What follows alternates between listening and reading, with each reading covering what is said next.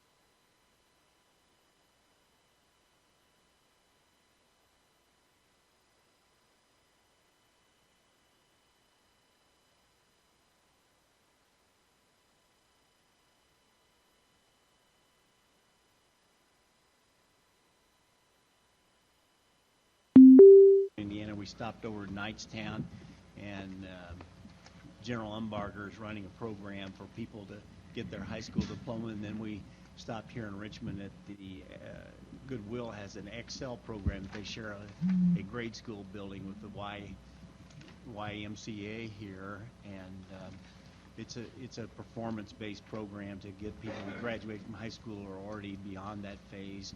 And then we managed to visit beautiful campus of Earlham College last night and Ivy Tech yesterday too. So we had a good day.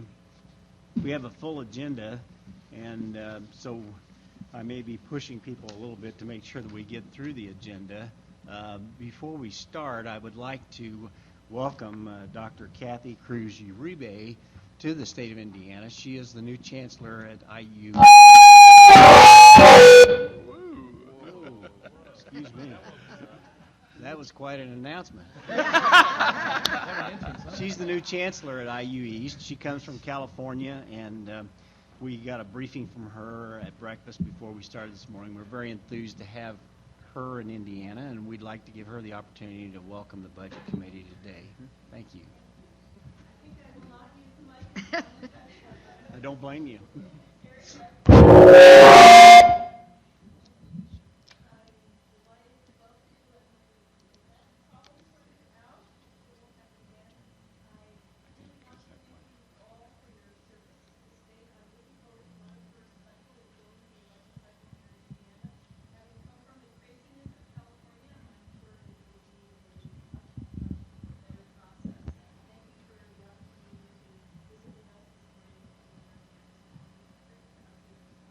Thank you.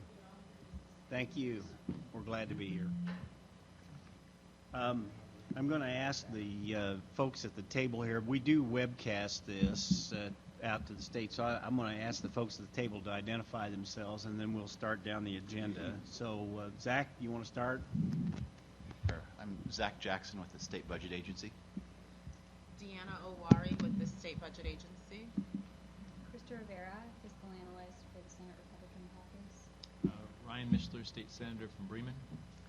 Ben Tooley, House Republican Fiscal Analyst. Eric Turner, Representative from Cicero. David Dukes, Fiscal Analyst for the House Republicans. Tim Brown, State Representative, Crawfordsville. David Reynolds, Fiscal Analyst for the Senate Republican Caucus. Luke Kenley, State Senator from Noblesville. Brian Bailey, the Governor's Budget Director. Sheila Klinker, District 27, Lafayette, West Lafayette. Terry Gooden, State Representative from Austin, District 66. Eric Gonzalez, House Democrat, Fiscal Analyst. Tim Skinner, State Senator, District 38, Vigo County, and Clay. Susan Preble, Senate Fiscal Analyst for Lincoln. Thank you all for being here. So we'll call the meeting to order. The minutes of the last meeting have been distributed. Are there any amendments to the minutes? Seeing none, can I have a motion to adopt the minutes? Mr. Chair, I move adoption of the minutes. Is there a second? Second. All in favor, say aye. Aye. Any opposed? Thank you. We have a proposed agenda that's been distributed to all the members, and it has been released to the public. Are there any amendments to the proposed agenda? Seeing none, we will go ahead and take action. We will we will put the agenda on the table for discussion, and we'll begin with agency projects. And those of you that represent the agencies, if you wouldn't mind kind of queuing up here to the microphone as we call you forward, we'll try and go through these. We've reviewed these somewhat informally previously, and so unless somebody has questions, we'll try to move those because we have a pretty good sized agenda today, and we've got some items that we're going to require a little discussion later on. So our first presenter is from the Indiana State Police, Major Jerry Williams. Welcome, Jerry. Morning. Morning.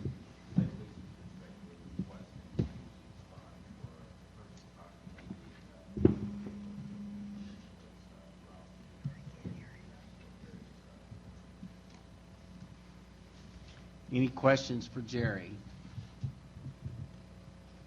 That's the spirit. Thank you, Jerry. The second item is Richmond State Hospital, and we have Jeff Babb, and we did visit Richmond State Hospital yesterday in addition to all the other things that we did, and saw a very well-maintained and nice facility, and enjoyed our opportunity to visit there, Jeff.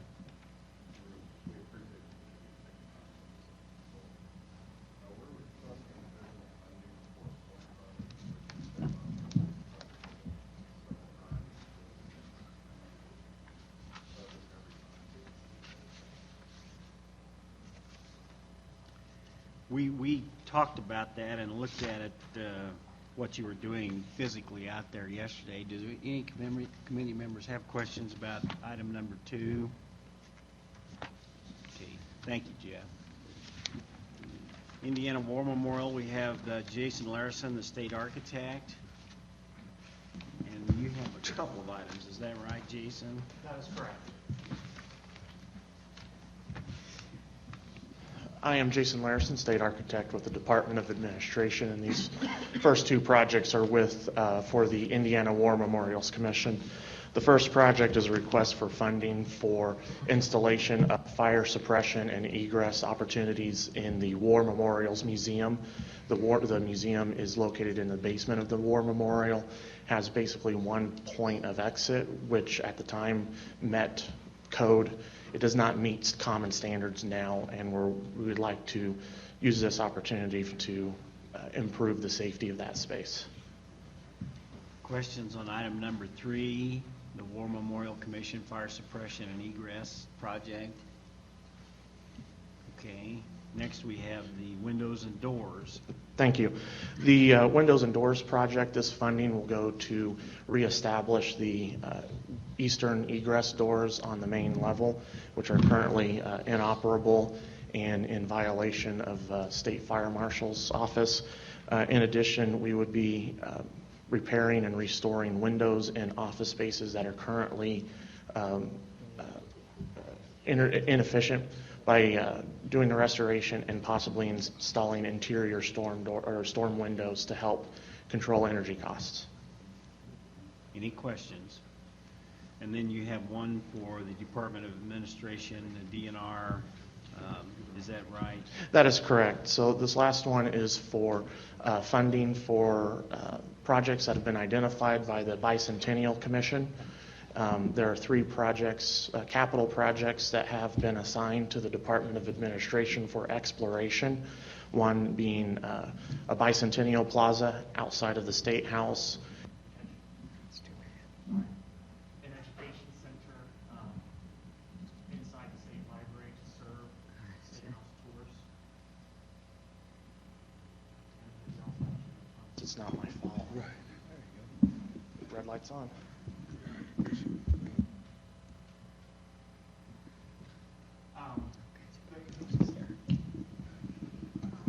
Okay. Sorry, and the third project is the creation of a new building for the Indiana State Archives. This funding is basically to kickstart initial design concepts, so that way we can identify fully the locations that we are considering for these projects and determine what the full budget scope will be for use by the Bicentennial Commission and their fundraising operations. Brian, we had a little discussion. I think it would be probably beneficial for the committee to hear from you on the State Archives building, because I know that this is there are a lot of decisions yet to be made on this. So you might share with us the extent to which we're working on this at this point, if you could. Sure. We are exploring the relocation of some archives materials to a newly constructed or renovated area near the War Memorial, and that's just a project we're continuing to review right now. So basically, there's no decision made yet. We're just spending some money to try to see what our alternatives are and work on this. So, yeah, I think before we get too far down, this is not a commitment to do a specific project or to do a certain thing at this point in time. Any other questions for Jason? Comments? Just a comment, Mr. Chairman. Clinker. Many of us went to the archives and saw many of the retired teachers and other folks working there, and I think this is a great step in the right direction to have those folks near a place. I was going to say the Indiana State Library, but the Indiana War Memorial is a great place too for those folks to certainly engage, I would say, away from a probation department. I think it's a great step and appreciate your considering that. Thank you. Okay, any other questions, comments for Jason? Yes. One of the things that we consider a new archives building that at least ought to be on the table is consideration for if the General Assembly is ever going to build a new judicial building, then I think in the last session we're bringing all that information current from 10 or 15 years ago when the General Assembly approved it and was vetoed by the governor. That may be something to consider to incorporate that as part of a judicial building, so it just should be on the table as some consideration for the future. I think that's a good point, Representative Turner, and maybe we ought to have that incorporated in the minutes just to keep ourselves reminded on that issue. Anything else? Okay, thank you, Jason. Thank you for your time. I know it was a long drive, but it's a beautiful day for it. It was a gorgeous sunrise. Good. That's the spirit. All right, the Department of Natural Resources, we have Cam Clark with us today. Hi, Cam. Good morning. We have 4 items on your agenda this morning. The first is a request for funds to conduct statutorily mandated resource management by the Department of Nature Preserves. Under 1431.1.11, they are required to preserve the character of their individual, the areas of their individual nature preserves. And our biggest threat are invasive species, which can be very aggressive and take over an area and crowd out the native species that characterize these individual areas. The eradication of these invasive species will be done by trained personnel through mechanical and chemical means, and we hope to conduct this on 86 of the more than 250 nature preserves we have throughout the state. Questions for Cam on this item? Seeing none, go ahead. Thank you. Item number 2 is request for funds for the rehabilitation of the horse trails in Brown County State Park and in O'Bannon Woods State Park.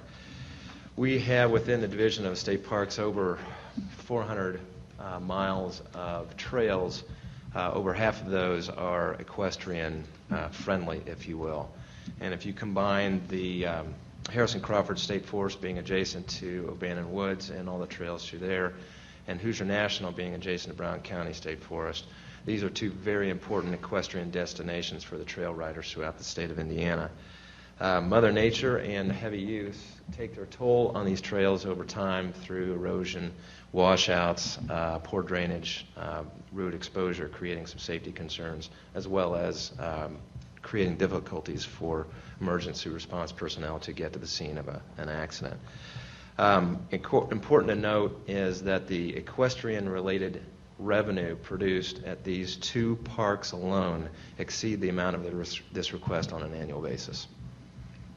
That's good to know. Thank you, Cam. Any questions on this item? Yes, Chairman Brown. Thank you, Cam. Not necessarily related to this, but I've had a lot of legislators talk to me about maintenance of rails to trails. Do you do anything within DNR for rails to trails or help the local support some of the maintenance of rails to trails? No, we are, our role with regard to creating those recreational trails is more advice than it is management. We have within our Division of Outdoor Recreation an individual who primarily helps local organizations get their funding to convert an abandoned rail bed to a recreational trail. Okay, thank you. Our third item is a request for funds to replace the pool sand filter at Chacamac State Park. The filtration mechanics of this system are well beyond their useful life, and preventive maintenance is not going to sustain the system anymore. It's likely to fail in one capacity or another next year, which would result in closing the pool for some period of time. The system itself would require additional pumps. From the time this system was put in, the health requirements for circulation of the water have changed, so we'll also have to replace the pumps with stronger pumps so we can meet the circulation requirements. Also important to note is the pool revenue at this park generated on an annual basis is around $50,000, and that doesn't take into account the ancillary revenue that the pool is a source of. So minimum payback period for this investment is going to be 3 years. Questions on item number 8? Okay. Number 9. This is a request for funds to replace emergency generator at the Bodine Fish Hatchery up in Mishawaka. This is an important hatchery in a number of ways. It produces the steelhead trout and coho salmon for the Lake Michigan area. The market value, if you will, of the inventory up there is anywhere, depending on the season, from $225,000 to $500,000. That's not our investment in it, but if the system failed and the fish all died, that would be what it would take to replace that inventory. In addition, that supports a $5 million recreational sport fishing industry up in that area. So it's an important investment. This emergency generator is well beyond its useful life. They experience about a dozen power failures up there on an annual basis. Average time is about 30 minutes, but there's been some that have been days long. If the fish are raised in intensive and concentrated environments, so if the water is not circulated, kept fresh, the fish can start showing signs of stress in as short a period of time as 30 minutes and can start experiencing massive death within 60 minutes. And so this is, given the value of the fish inventory, replacing this generator is pretty important.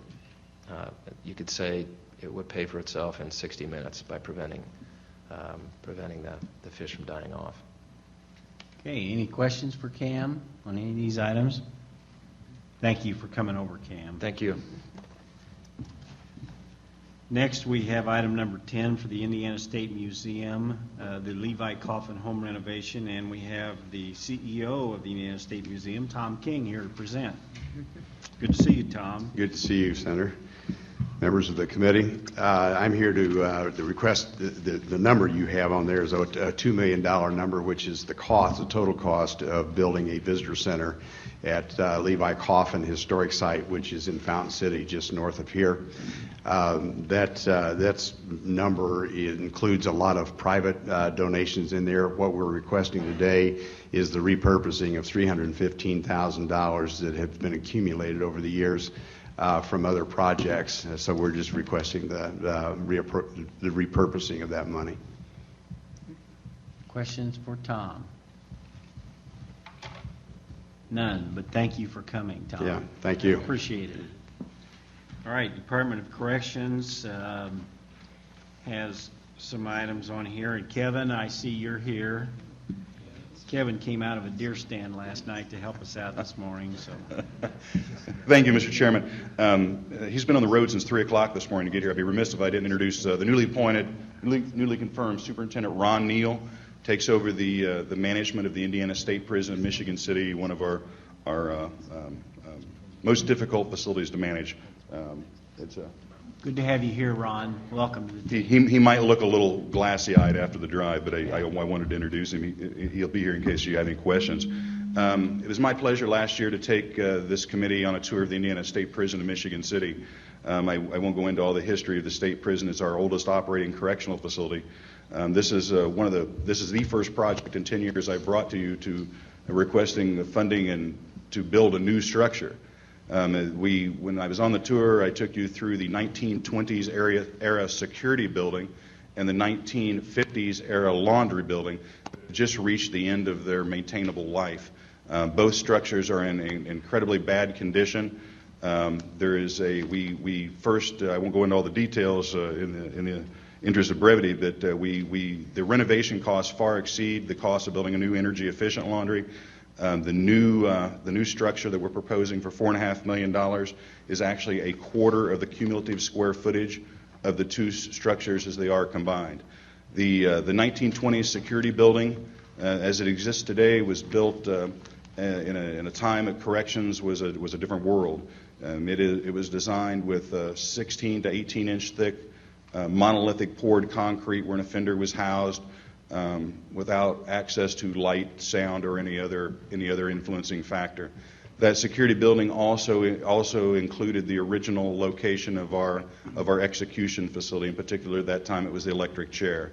The facility, because of the nature of its construction, offers no opportunity for renovation because of the way the monolithic walls are poured. There's just no way to renovate a structure built by inmates in 1920 with that thick of walls.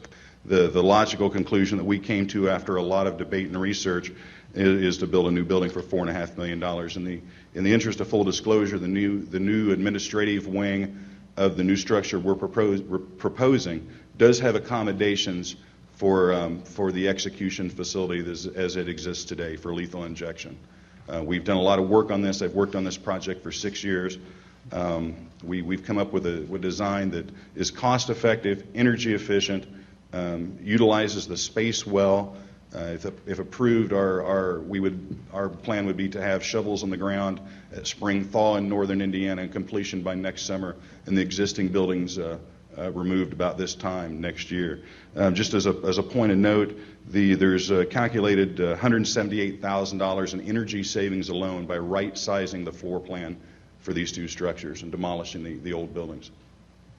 Questions for Kevin on item number 11? Number 12, the energy savings contract payment. And while you're doing this, Kevin, make sure that you cover, are you actually able to determine whether or not you have savings from these programs that can be used to pay down these debts? Or Very, very much so. I think Zach Jackson's going to talk about the initial point of this. Yeah, Mr. Chairman, if you don't mind, just to keep Please. the agenda moving along. DOC CFO was supposed to be here to describe this part, but the transaction that you're seeing here is simply to allow DOC, who's encountered some increased costs from mental health issues, 1006 issues, so it allows them to kind of to take some of their expenses off of their operating out of their operating accounts and simply shift them over to capital accounts. So what you see here are they have to make these annual energy savings contract payments. It's kind of the closest thing that we could find to some capital expenses that would make sense to move. The dollars amount that you see here are all where DOC has realized savings on other capital projects that Kevin has put in place. And so these dollars have been freed up on the capital side to help us out on the operating side.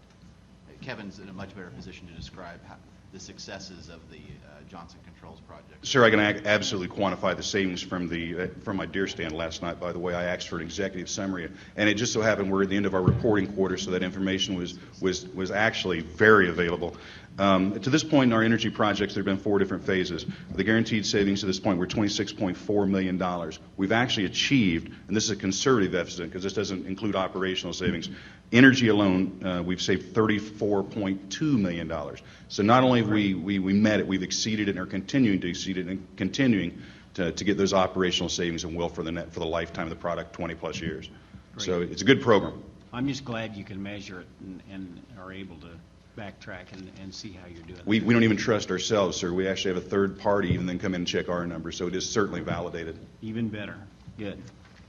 Any questions on items number 11 or 12? Thank you. Thanks, sir. Department of Transportation, Steve McAvoy. Steve, we've got more salt facilities here, and right. The thought occurred to me, if you wouldn't mind sending each member of the Budget Committee a list of how many of these salt barns you've got around the state and where they are. Sure. I mean, it just seems like we always have some of these on the list. Yeah. And one of these days we think maybe you're going to quit coming, but you don't. So. Well, we do have quite a few. We probably got in the range of 120, but I do have that information. I'll be glad to share it with you also. That just kind of helps us get the picture of sure. what's going on. Absolutely. Okay, well, we have 3 projects on the agenda, and the first one is a salt replacement of a salt building. It's our Monticello Subdistrict Salt Building. The request is for $1,150,000. The existing salt dome was built in '97 and has a capacity of 1,800 tons. The new building will be sized in accordance with our 5-year average of salt use for that location, which is about 3,500 tons to 4,000 tons. The existing dome is located off-site as well, about 2 miles down the road from our existing subdistrict and unit operations. The new salt building will be constructed on the existing Monticello subdistrict site and will eliminate the need for us to have to maintain that remote location. The new building will also allow for the loading and offloading of salt under roof, which will eliminate the safety concern of having to load and offload salt outside in the weather. In addition, the ability to fully contain our salt under roof will significantly reduce the amount of salt-laden stormwater runoff from the site. The building will also include a truck pre-wash station, brine making, and brine storage operation in the building under roof. In addition, the construction of this new salt building will reduce our service time during a snow fight, thus improving public safety for the traveling public. Upon completion of the project, our goal is to dispose of that existing property, the remote property. I should note also that the construction estimate of the building at $72 a square foot is 10% lower than our previous average of $81 a square foot. Good. Go ahead and talk about 14 and 15 since they're all salt too. Yeah, so the next project we have is a request of $225,000 for architectural and engineering fees to design our New Haven unit and the New Haven salt building. The existing New Haven unit building was built in 1966 and consists of a single garage bay and no wash bay. The existing New Haven unit salt building was built in 1982 and has a storage capacity of 1,800 tons. The new unit building will consist of 2 garage bays and a contained wash bay. And the new salt building will be sized in accordance with the 5-year salt average, which is 3,500 tons. These existing facilities do have significant safety, environmental, and operational concerns, and some of them include the sizing of the existing garage does not allow for OSHA-approved work clearances. They have their break room out in the garage space currently. The size of the salt building does not allow for loading and offloading of salt under roof, and the potential for collision with the loader in the salt building is extremely high. There's not enough power in the existing unit building to meet our current need. The restrooms are not ADA compliant. The garage does not have sufficient ventilation or a garage exhaust system, so welding or cutting in the garage creates dangerous gases inside the building. Currently, we must have our employees open a garage door for fresh air ventilation. The building does not have an oil water separator, and the trench drains drain directly to the ditch, thus causing potential off-site contamination. We do have stormwater from the site that flows into the salt building. Any salt-laden stormwater will exit the building and run off-site. So the risk of not updating the unit in the salt building may have employee safety consequences as well as OSHA fines, and the site poses a risk to health and environment. Respiratory issues exist now or in the future, which will cause risk to our employees, and further environmental impacts of not containing our site stormwater and wash water could lead to future costs of site cleanup. Operational issues may lead to public safety concerns as the time to repair our dump trucks lengthens our service time during a snow fight. The $225,000 design fee is 7% of the total estimated construction costs for both buildings. The proposed New Haven unit building at $239 a square foot is only 4% higher than our previous average of $229, and the proposed New Haven salt building at $71 a square foot is 12% lower than the salt building average of $81 a square foot.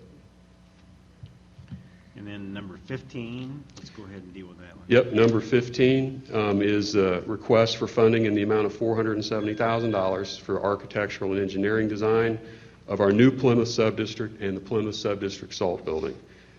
The existing Plymouth Sub was built in 1978 and consists of 2 garage bays. The Salt Building was built in 1979 and has a tonnage capacity of 2,000. The current plan is to relocate the subdistrict to a new site and the Salt Building to a new site that has city water and city sewer. Current site does not have city water or city sewer. The new subdistrict building will consist of 6 garage bays and a wash bay, and the salt building will be sized in accordance with the 5-year average, which is 5,000 tons. These facilities also have significant safety and environmental concerns, similar to New Haven. Well, we're not going to have you go into those. That's We don't fine. want you to establish any legal liability problems. Yeah, that's here, fine. So, any questions from the members about 13, 14? Yes, Chairman Brown. Thank you. Thank you, Steve. Do you anticipate in your budget presentation that we'll have in November and December that NDOT will have these capital projects for next budget cycle to build these buildings? Yes, sir. Other questions, comments? Okay, we wish you luck, Steve. Thank you very much. Let's turn to our university projects.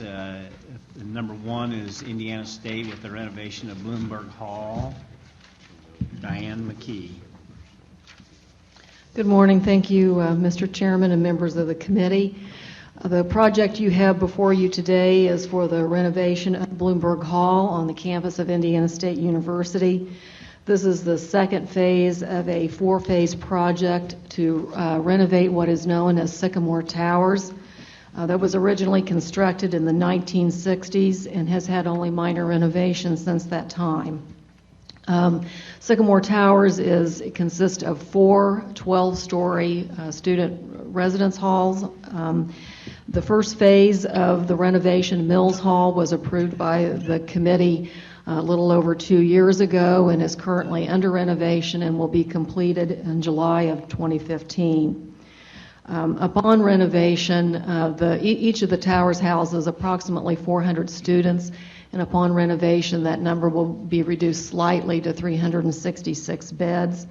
Included in the renovation is the installation of air conditioning and full fire suppression, as well as the replacement of heating systems and windows.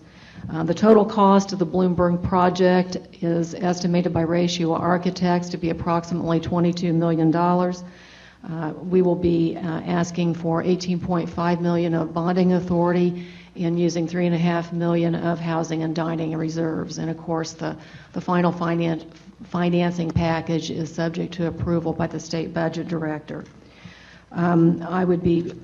We seek your approval, and I'd be pleased to answer any questions that you might have. Any questions for Diane? Or have you, is the bonding, when do you anticipate that to take place? And I assume you have a range where you think your rates are going to be. Right. We would anticipate being in the market for this particular project in May, June timeframe. Okay. We currently are looking at a refunding of some existing debt. Those rates, the market rates, are currently running about 2.7%, 2.8%. That's great. Okay. Questions? Thank you for coming over. Thank you. Okay. Next, Indiana University, Dr. Tom Morrison. We have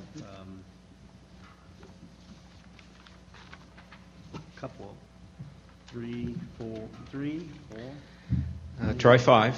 5 items for you, Tom. Okay. Thank you, Mr. Chairman, members of the committee. Let me first present to you, first project is a lease on our Indianapolis campus with the School of Medicine for the Regenstrief Institute. The important part about this lease is that we are leasing to the Regenstrief Institute, not from them. They were originally located on the Wishart Hospital campus, which of course has moved to the New Eskenazi complex, created the need for a new home for the Regenstrief Institute, which is a separate institute of scientific research in the area of medical informatics and data. And they are closely aligned with the School of Medicine, but a separate body. They are leasing ground from us to build the new building. And this building will be just north of Riley Hospital, and it's a 40-year lease, $1 a year, and they are building the building. We have an obligation through the lease that should they desire to sell the building at any time, we have a right of first refusal, and if they're not able to achieve that, if we give them that right, then we have to buy the building. That is perfectly okay with us, because this building is at our front door, and so we really honestly don't want that in the private market. So I'm happy to answer any questions you might have. So all your contract terms, you're comfortable with the contract terms regarding potentiality of either an option or a forced purchase. And Correct. you think you've got the thing set up so that appropriate prices can be determined at the appropriate Correct. time. It's clearly just based on appraised value. Okay. And that's in the contract. All right. Any other questions on that one? All right. Keep going, Tom. Next project is on the Bloomington campus, which is the renovation of Assembly Hall. Many of you have probably seen this talked about in media reports. This is a complete renovation of Assembly Hall, which is 40 years old. Originally opened in the early 1970s, nearing its need for a complete R&R overhaul to infrastructure systems. We will replace HVAC systems, plumbing, electrical, elevators, ingress, egress, make the building accessible, completely accessible. We will put in new escalators. The whole south lobby of the building gets demolished and a new south lobby gets installed. New restrooms, concession stands.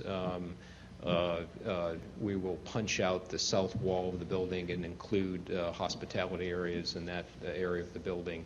$35 million project will begin after this current season, and we will go basically one whole season being in construction. We will keep the building open during that time, and then it'll be completely done for the 16-17 season.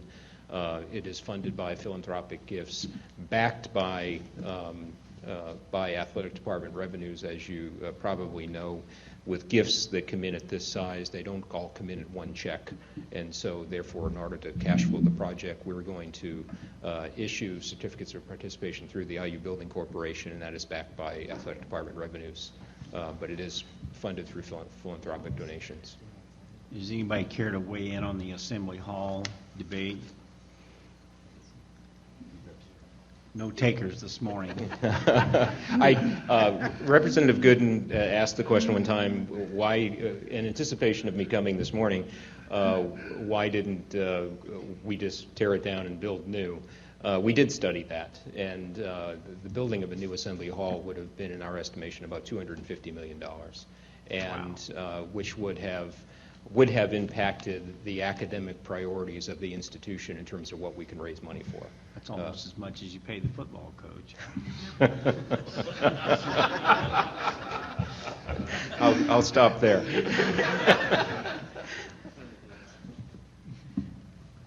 Thank you. Yeah, go ahead. Thank you, Representative Gooden. I just want to say thank you. If anyone has ever attended a basketball game in Assembly Hall, they know if you sit in about 50% of the seats, you can't see the game at all.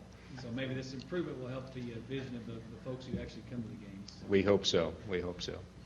I hope that comment was helpful, Terry. I don't know. Okay. Next project is also on the Bloomington campus and in the same neighborhood. This is the expansion and renovation of North Woodlawn Avenue from 13th Street up to 17th Street. This is basically an old farm road, about one car wide, that leads right out of the south side of Assembly Hall and down into the campus. And it's mainly a pedestrian way, but it's not designed to be that way. And if you've ever gone to a basketball game and left by this way, a lot of people cheat and go through this neighborhood, and it is very difficult to weave around the pedestrian. So we're going to make it an actual street and widen it, tear it up, widen it, new sewers, new storm drainage, sidewalks, bike paths, and to make it also accessible for our shuttle buses to run on a clear north-south route down into the campus. And so this is a very important part of our master plan in terms of connecting the campus north to south. $4.7 million and will be funded by campus renovation funds. This is a multi-phase project. I've been with other phases of this project to you. This is the next phase to bring it up to 17th Street. Questions on number 4? Okay, number 5. Number 5 is an expansion of campus housing at IUPUI. We've been in a multi-phase expansion of housing at IUPUI, and a couple of years ago we studied doing an expansion of a new residence hall. At that time, we took the opportunity to convert the old University Place Hotel to housing. That has been very, very successful. And so this is the next phase coming in which we will build new housing units, 700 beds, traditional student housing. This is traditional dormitory structure as opposed to apartments or anything like that. Be $45.2 million funded by auxiliary revenue bonds from housing revenues. And then the natatorium renovation, we've discussed this before. I am very pleased to present to you this morning for approval the renovation of the IU Natatorium on the IUPUI campus. This is a facility that is about 30 years old and in need of renovation from two directions. This is a facility that kind of corrodes from two directions. Normally, outdoor weather does its toll on buildings. This one, the climate of chlorine and chemicals in the pool and the humidity also does a toll on the building from the inside. We were at risk of losing the natatorium, and in terms of all the events, the world-class events that it brings to the state, and Olympic quality events, regardless of the infrastructure needs, this facility continued to be one of the best aquatics competition facilities in the world. And I have to give a great credit today, and I know that she's here, to Allison Melanchthon, President and CEO of the Indiana Sports Corporation, who really was the convener in bringing us all together to try to find a solution. And what we ended up with, we think, is a very good win-win-win solution in terms of partners of Indiana University, the City of Indianapolis, the Capital Improvement Board, and the Indiana Sports Corporation and the Lilly Endowment to fund a $30 million project, $20 million of which you're approving today, for the renovation of the natatorium. Each of the partners will put up, of IU, the city, and the endowment will put up $10 million apiece, and then included in that is also the renovation of the streets through the IUPUI campus to become two-way streets at New York and Michigan, which has been a very important part of our master plan for some time. So we're very pleased to bring this whole solution to you and look forward to getting started on the project in early 2015, so the facility is ready for the U.S. Olympic diving trials, which we are scheduled to host in 2016. I would join Tom in thanking Allison Melanchthon for her work on this, and actually we all need to thank Tom for his work too, because Indiana University stepped up in a pretty big way to not only find ways to help do the funding, which was enormous in and of itself, but they did so very positively and very willingly, and Tom was instrumental in kind of brokering an agreement that brought all the parties together, and that included Mayor Ballard, and then also members of the Democrat majority on the Indianapolis City County Council, and then we also had meetings with members of both Democrat caucuses in the State House to discuss these things. So everybody had a share in this, but Tom and Allison really went above and beyond the call of duty for a very positive thing, I think, for our community and for the state. So thank you for doing that, Tom. Thank you. Any questions? Yes, Chairman Brown. Thank you, Tom.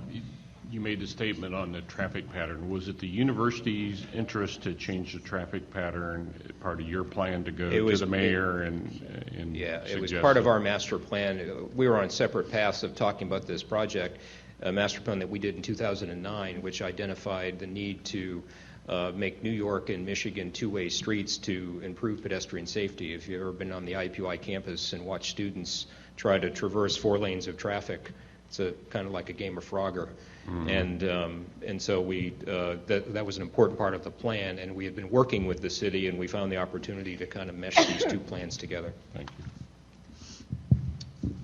Any questions for Tom on any of these items? Thank you, Tom. Thank you, Mr. Chairman. Next, we have Purdue University, and Kevin Green is here. Thank you, Mr. Chairman, members of the committee. The first project I have on the agenda today of the 3 is replacement of the electrical distribution systems in the horticulture building for $3 million. Those systems are original to the building from the 1930s, and so we would like to replace and upgrade those. Questions on number 7? Seeing none. Number 8. Number 8 is renovations to the third floor of the biochemistry annex on campus for $4 million. Questions on number 8? And number 9. Number 9, the final project that I have is renovation similar to the first one in horticulture. This is the replacement of electrical distribution systems in the physics building.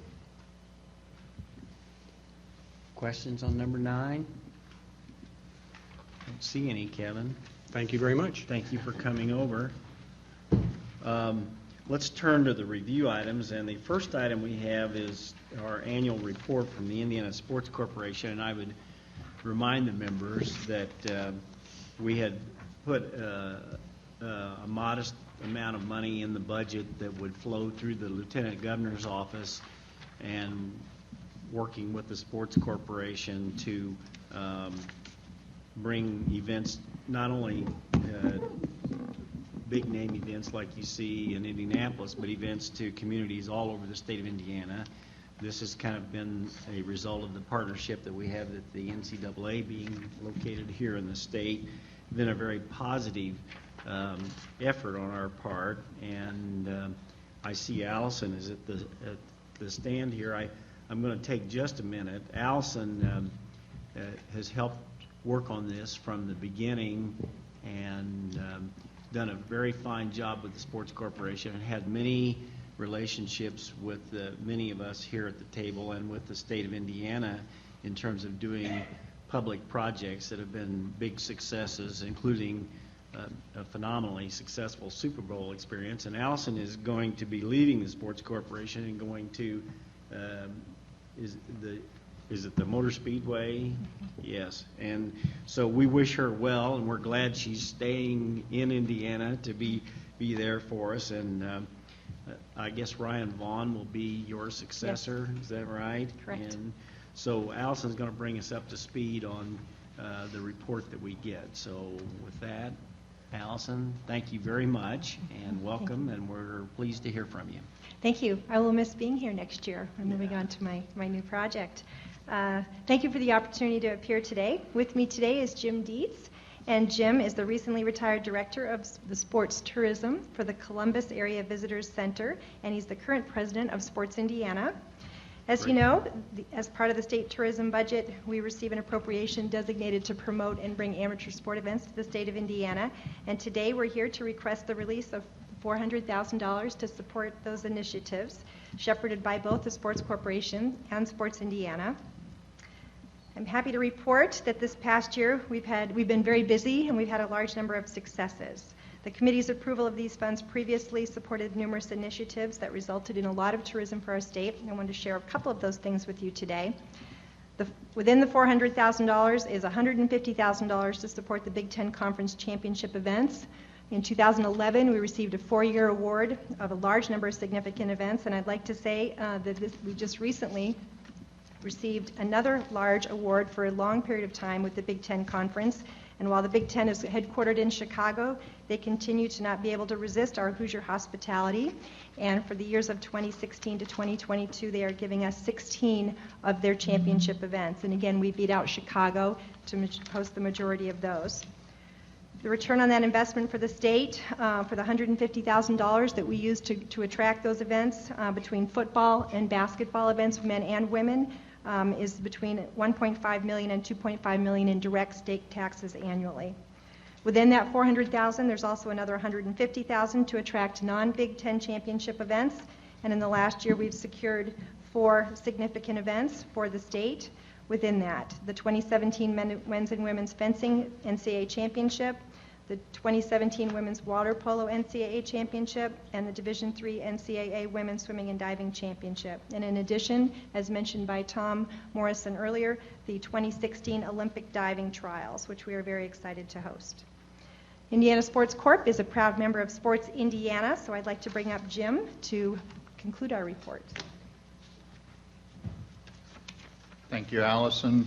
Mr. Chairman, members of the committee, I appreciate the opportunity to be here. The last element of our request is $100,000 for Sports Indiana, specifically to support our grant program. Sports Indiana has continued to gain momentum, and increases since its inception in 2007, and these funds allow Sports Indiana to continue programming that awards grants to communities throughout the state intending to bid on sporting events. The list of recently awarded NCAA events alone is testament to the importance of this program. As part of NCAA's recent announcement, several cities throughout the state of Indiana were awarded 12 championship events between 2014 and 2017. More than 15 Hoosier communities have venues and programs seeking to host such events, and the state's financial support is critical to their success. The state of Indiana has benefited significantly from similar past appropriations. We continue to host numerous NCAA championships. We will again be home to the Olympic trials and the national television audience accorded the Summer Games, and we remain a go-to host for numerous national sporting organizations and governing bodies. So on behalf of Allison and Melissa and the boards of both the Indiana Sports Corp and Sports Indiana, I thank you for your time today. Thank you, Jim. Questions of either Allison or Jim? Yeah, Chairman Brown. Thank you. There's been conversation during last session and I think over the summer about a multi-purpose stadium and how that may attract further NCAA championships and different activities and sports. Do you have an opinion? Do you want to weigh in? Because one of the issues we didn't hear as it was discussed at the General Assembly was from Indiana Sports Corporation. Yeah, it would depend on the timing. The NCAA championships, as we look closely at that, NCAA championships in an outdoor stadium, based on the time of year that they occur, for example, soccer, would weigh heavily in our opinions on that stadium because we would be competing against communities that are in warmer climates. So once there was an actual plan and we understood the size of the facility and so forth, we would take a closer look at that. So lacrosse, soccer, outdoor events versus indoor events. Other questions or comments? I might note that on the written report that we received, there's a long list of events that occur all over the state: Terre Haute, Evansville, South Bend. It's not just for Indianapolis, and that's always been one of the real benefits of this program. And I know, Jim, you have your organization has people in all of these tourism development offices at different county levels. Many of them have designated individuals who deal with sports exclusively or as part of their job description, which is probably helpful in terms of continuing that momentum. So I think it's been a real success, and large part due to you all's efforts, but I think just want to make sure that we continue to recognize what we're doing here. Thank you. Thank you for coming today. Next item is the airport development and the public mass transit fund. We have NDOT Larry Buckle. Is Larry here? Yeah, there he is.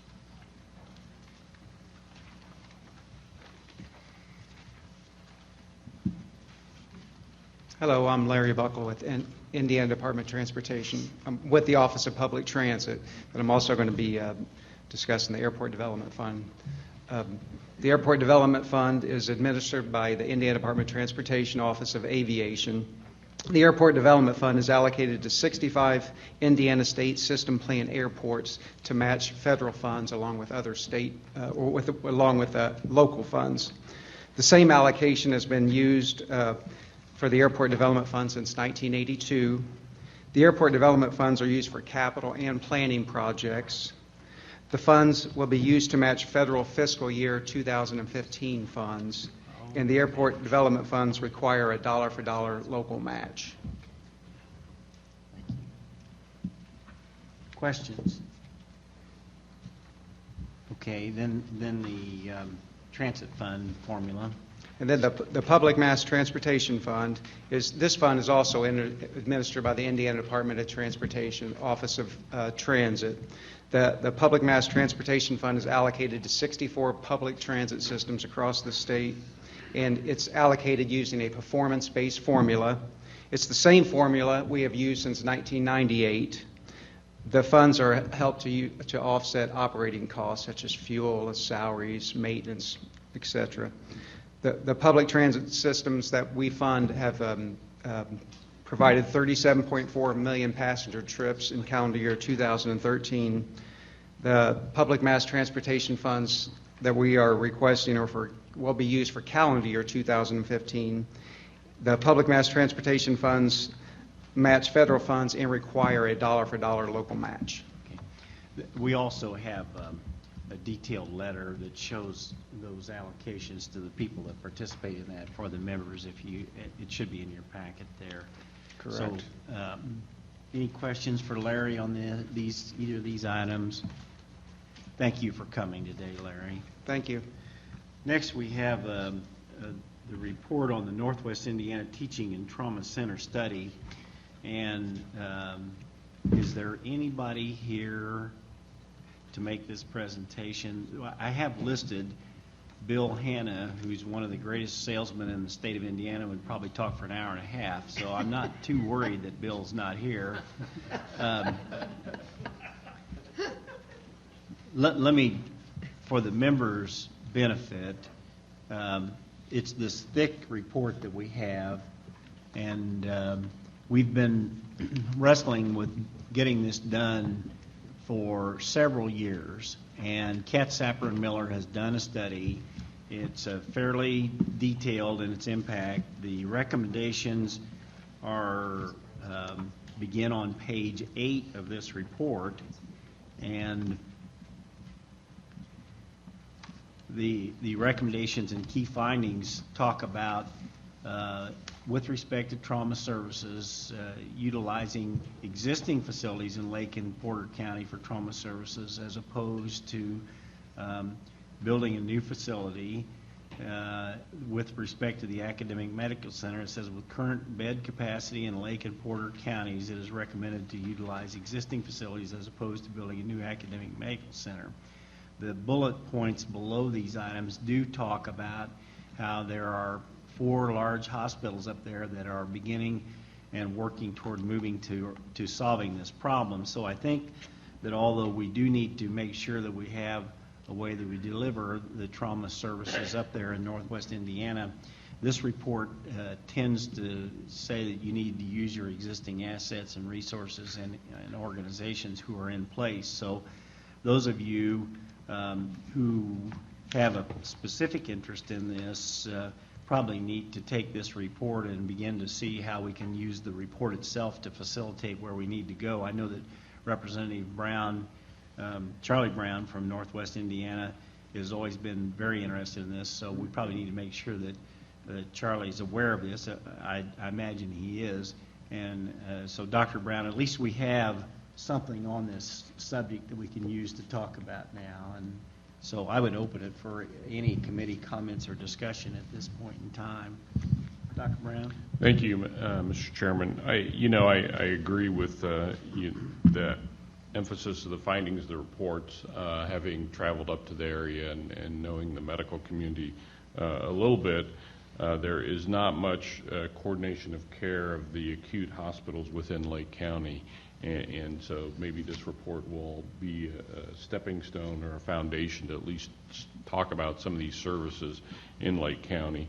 I think one of the things long term, though, need to thinking about the largest hospital there that does majority of trauma care, Gary Methodist, is how do we attract the services that are needed to a Gary Methodist, the critical neurosurgery, the orthopedics trauma, those sorts of things that need to be on call to elevate their status up to a trauma center.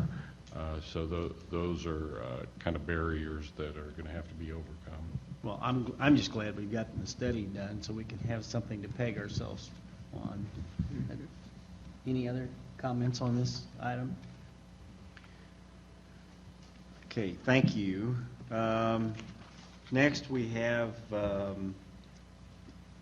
Paul Bowling from FSSA to go through the Medicaid waiver status. Paul, you're a regular attendee with this item, and we really appreciate this continued update because the provision of medical care in the state of Indiana is it's an extremely high priority. I know for the administration, and you all have submitted for a waiver on your HIP 2 plan, but Right. It's really helpful to us as legislators to have this kind of constant update about what kind of things we need to do. So, Okay. go ahead. Okay. Mr. Chairman, members of the committee, I have 2 state plan amendments and 1 waiver amendment to go over with you this morning. The first state plan amendment is around the inpatient state plan. This amendment reduces the hospital reimbursement under the current hospital assessment fee program to conform to the federal upper payment limit regulations. Just as a remember, under the current HAF program, the current Medicaid reimbursement is increased to get us to a Medicare equivalent rate, which is also referred to as an upper payment limit. So starting in 2015, the agency received new direction from CMS on a new methodology in determining how that upper payment limit is determined, which would affect the hospital assessment fee. So this basically amendment takes into effect this new methodology that CMS has directed to all states to make under this. So overall, what this amendment does is decrease the overall hospital reimbursement under the hospital assessment fee. It also, as a reminder, that as these fees are paid in, the state retains 28.5% of these fees that go back to the state general fund. Due to the decrease in the reimbursement, the hospital assessment fees will also decrease accordingly, and thus the revenue coming into the state will be affected and will decrease due to these changes. So we've reflected in the summary that we've provided you kind of that impact on a state fiscal year, kind of what the decrease would be into the hospital reimbursement, and also the effect on the state revenue to the general fund. Okay, I assume that you've been in conversations with the Hospital Association and worked with them about how this is all going to come about, and everybody's kind of ready for this change.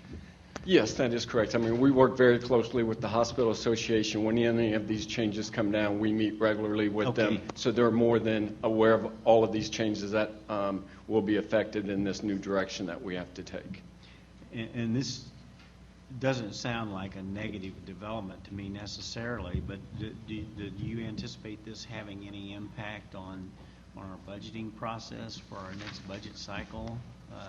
What this will do is, in our next Medicaid forecast, we will reflect this lower reimbursement that we're expecting from there. So when we do an update in December to the committee on that Medicaid forecast, these new or this decrease will represent that. Basically, it will be, you'll see a decrease in some expenditures, but also the funding that would come from the HAF fee, you'll also see that offset on that side also. So revenue loss on the other side too?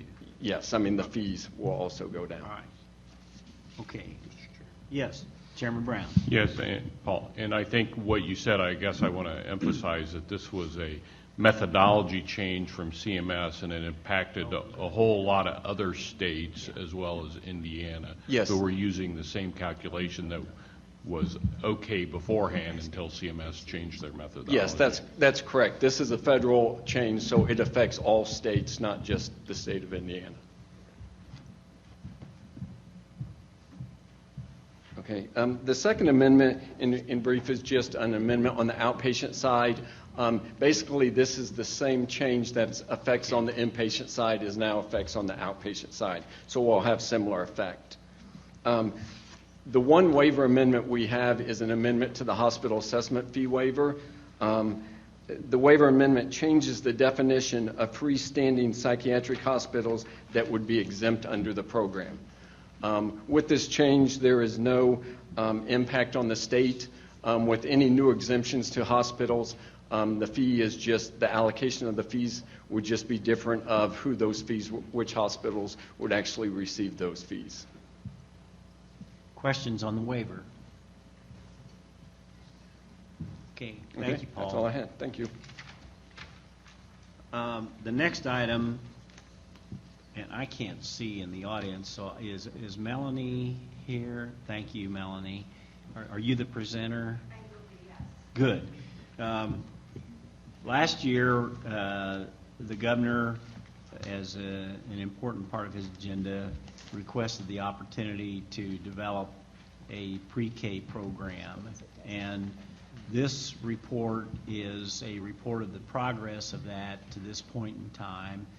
Melanie Brizzi has been heading up this effort, and so I'm going to let her give you the report, and I think you all have a handout that you can follow along with that. So thank you for coming and doing this, Melanie. My pleasure. Thank you.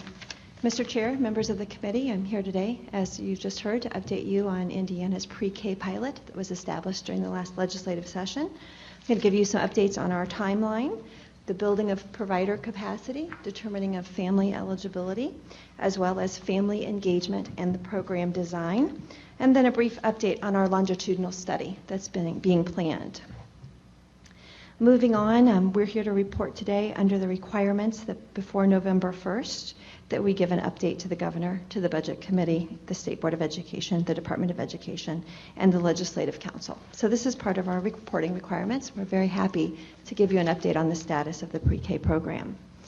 With the timeline, you may be familiar that in June of this past year, we announced the 5 pilot counties to be Allen, Jackson, Lake, Marion, and Vanderburgh, and went through a very extensive process to determine which counties were in the best position to roll out with this pre-K pilot.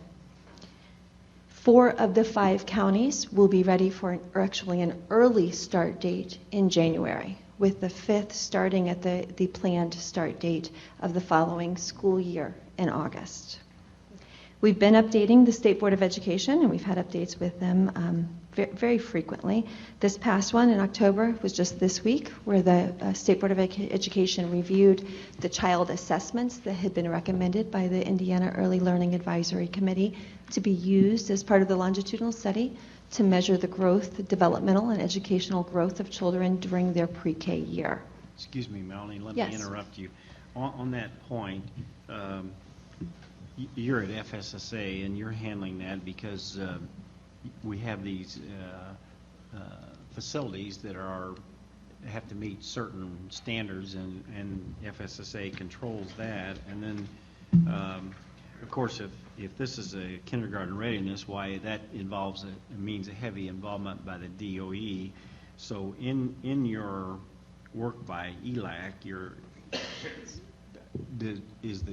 I assume the DOE is participating in that, and you've sort of developed this in conjunction with them. Is that correct? Absolutely. And just for clarification, I'm the director of the Office of Early Childhood and Out-of-School Learning within FSSA. Okay. And we've been very involved in early childhood for many, many years. Okay. And we're working very closely with IDOE on the implementation of pre-K. But DOE also sits as a voting member of ELAC. So Good. there's multiple Okay, inputs. I appreciate that coordination. Certainly. Yeah. Thank you. Then in November, we will begin accepting applications from eligible families in the 5 pre-K counties. Actually, just the 4 that are starting in January. That'll start in November. We'll also begin accepting enrollment forms from eligible pre-K providers that wish to participate in the pre-K pilot. We'll make a list of eligible providers available to families who wish to enroll in the pre-K pilot. And just a reminder that this is a grant that goes directly to families. So eligible families will apply. We do anticipate that the demand will exceed the capacity in January, so we'll issue a lottery to fill the available seats within the 4 counties. The families will choose their pre-K provider of choice as long as that provider is eligible, and then the state, FSSA, will reimburse that provider directly. So when I say we're accepting eligibility applications from families and then enrollment applications from providers, that's the process. In December, the lottery will be held for that January early start date. Then in April, we'll repeat that process for families who wish to enroll their 4-year-olds in the following school year for pre-K.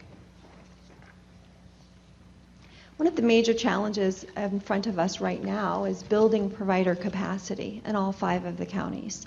And each of the counties has a little bit of a unique, of course, circumstance, very locally driven. So our role at the Office of Early Childhood is to assist those programs in attaining eligibility standards. House Enrolled Act 1004 states that public schools, including charter schools, must be a level 3 or 4 on Indiana's Quality Rating and Improvement System, which is called PAS to Quality, and which is administered by my office. Community-based providers, and that includes licensed centers, registered ministries, and licensed homes, must also be level 3 or level 4 on PAS to Quality. And there's a great advantage in having what is called a mixed delivery system, meaning that public, non-public, community-based providers that are meeting the quality standards, which is an essential component, are all eligible to participate, because this really maximizes families' choice to find a situation that fits their needs. Non-public schools, K through 12, in order to be eligible for the pre-K pilot, must be accredited by a national or regional pre-K accrediting body. So we're assisting in capacity development in all of the counties to prepare for the January launch, as well as the launch in the fall. In order to facilitate our public school participation, we have developed an additional pathway on PAS to Quality that respects and honors the work that is being done within those public schools and assists them in a fast-tracked process of reaching either level 3 or level 4, so that they will be prepared to begin the pilot. I want to commend you for trying to not only offer the families these choices, but I do think that by engaging different types of entities, I think we create an environment where to some extent you'll have some competition, which is always good for all of us to some level, but I think also it will help to give you a more robust feeling of what the proper steps going forward will be. Absolutely, and the value added of raising the bar of quality for all of the children through that mixed delivery system is of critical importance to us. Good. As far as eligible children, families must earn below 127% of the federal poverty level, and the child must be 4 years old, the family a resident in the state of Indiana. And so what we really want to do with the pre-K pilot is identify those families who are not already connected through whether it's CCDF, the Child Care Development Fund, or other high-quality early education programs, but we want to find those children and assist those families that are not currently receiving services.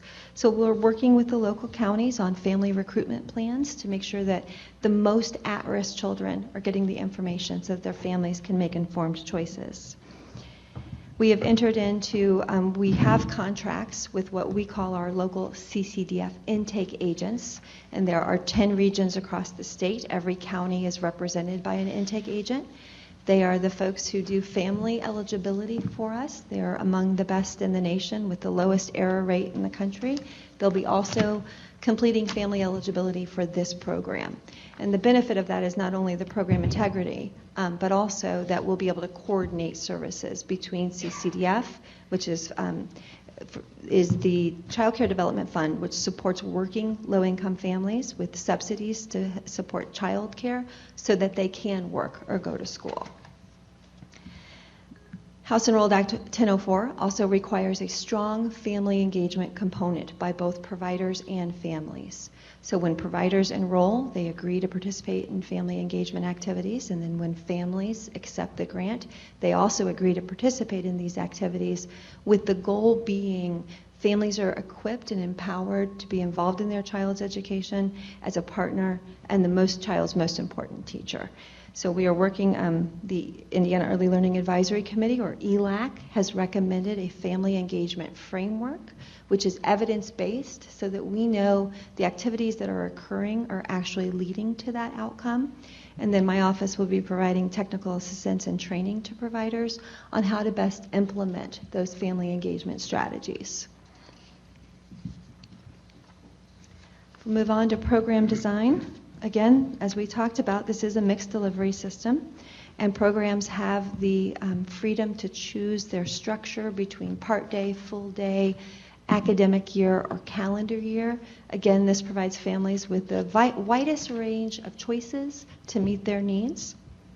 The reimbursement rate, the floor and the ceiling are set within the statute, and the actual reimbursement will be raised based on the number of hours of early education services provided during that program year.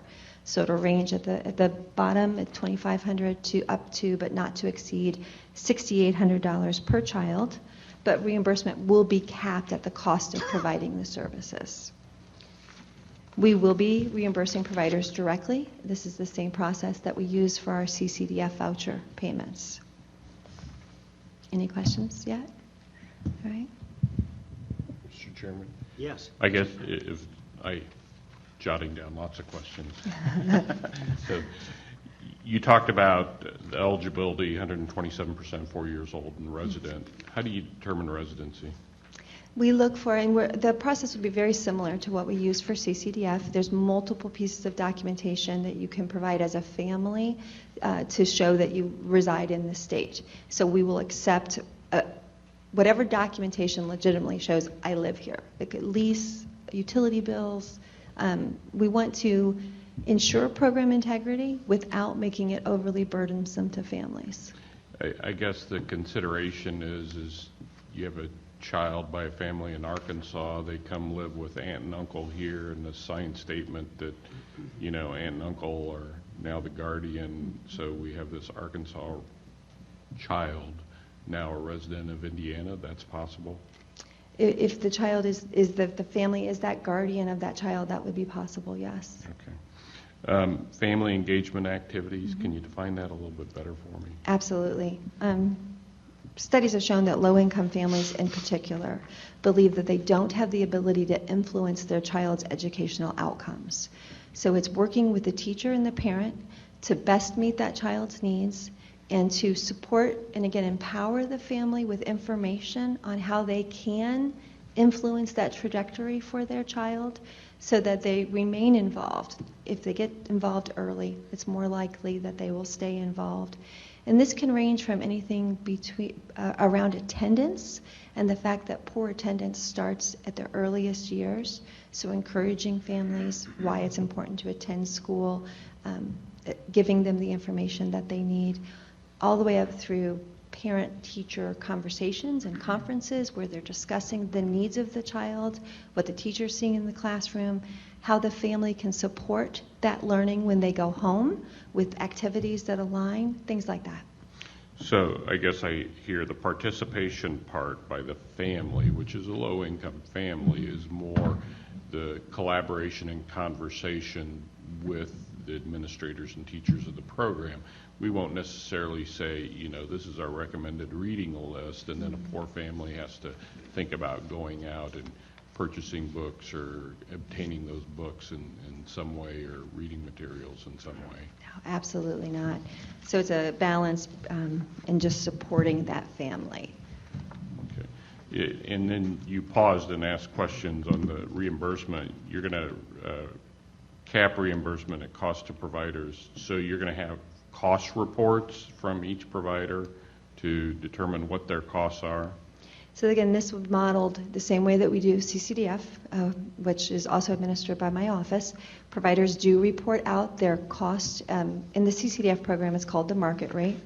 And then we do audits. Well, market rate's different than a cost report. It is, but we've got a mixed delivery system again. So for some folks, it will be about the market rate for their private fee clients. But for others, public and private schools, it'll be more about what is the cost of providing that early education.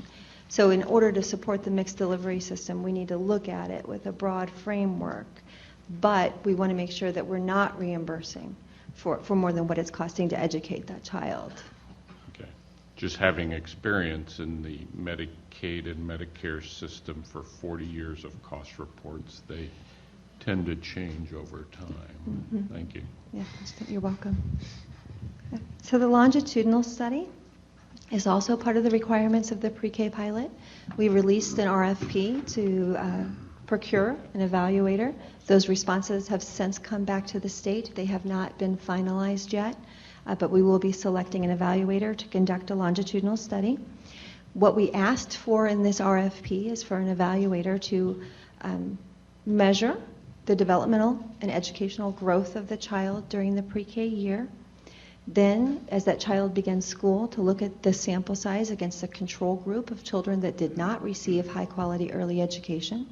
They'll be measuring their kindergarten readiness as well as academic achievement, looking at such measures as kindergarten retention.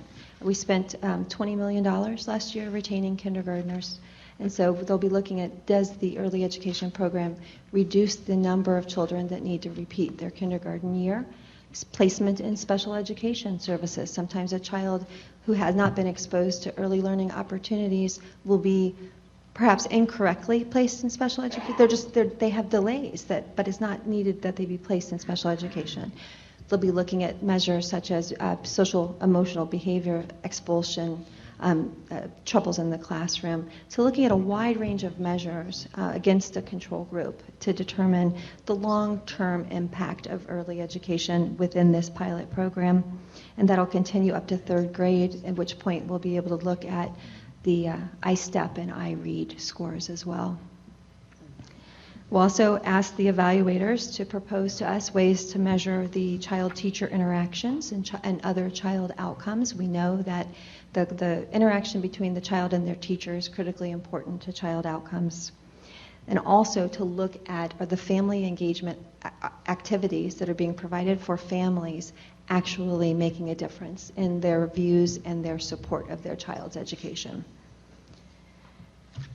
Moving on to funding. The funding for this was established, again, during the statute that it would be funded by one or both of the following two ways. The first is through $10 million in FSSA reversions, and then the second would be looking at the opportunity to utilize CCDF as a funding source. So I'll talk a little bit more about that. Excuse me.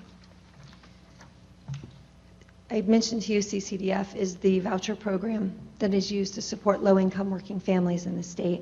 And we support about 38,000 children a month on the CCDF voucher program. We also have another 11,000 eligible children, sometimes it feels like more, waiting for a CCDF voucher. And because we're fully obligated with the funding that we have, they do have to wait until another family, thank you so much, till another family no longer needs or is no longer eligible for their voucher. CCDF families also earn below 127% of the federal poverty level. A key for the CCDF program is that families must be, the parents in that family must be working or going to school. So it's designed as a work support program. The recommendation is that we use CCDF to coordinate services rather than to replace the reversion funding for direct services. The CCDF program, through the federal grant, requires us to do quality improvement activities.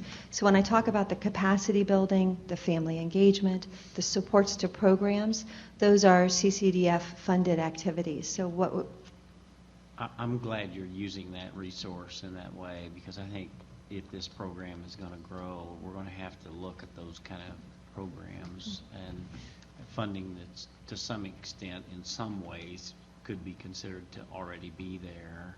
And actually, we need to, at some point, we need to tackle the issue of whether or not this is would be a better use of Head Start funds. And I know that that's a big step to deal with the federal government and deal with those things, but you're actually starting down that path with this, and so I think that's a good way to do this. Thank you. We definitely want to make sure that we're coordinating every available resource to the greatest ability without, if we were to move CCDF funding, there's a question as to whether or not it's even an eligible expense. Right. But it also would require, we have that wait list, it would require for us to cut services to families. Right.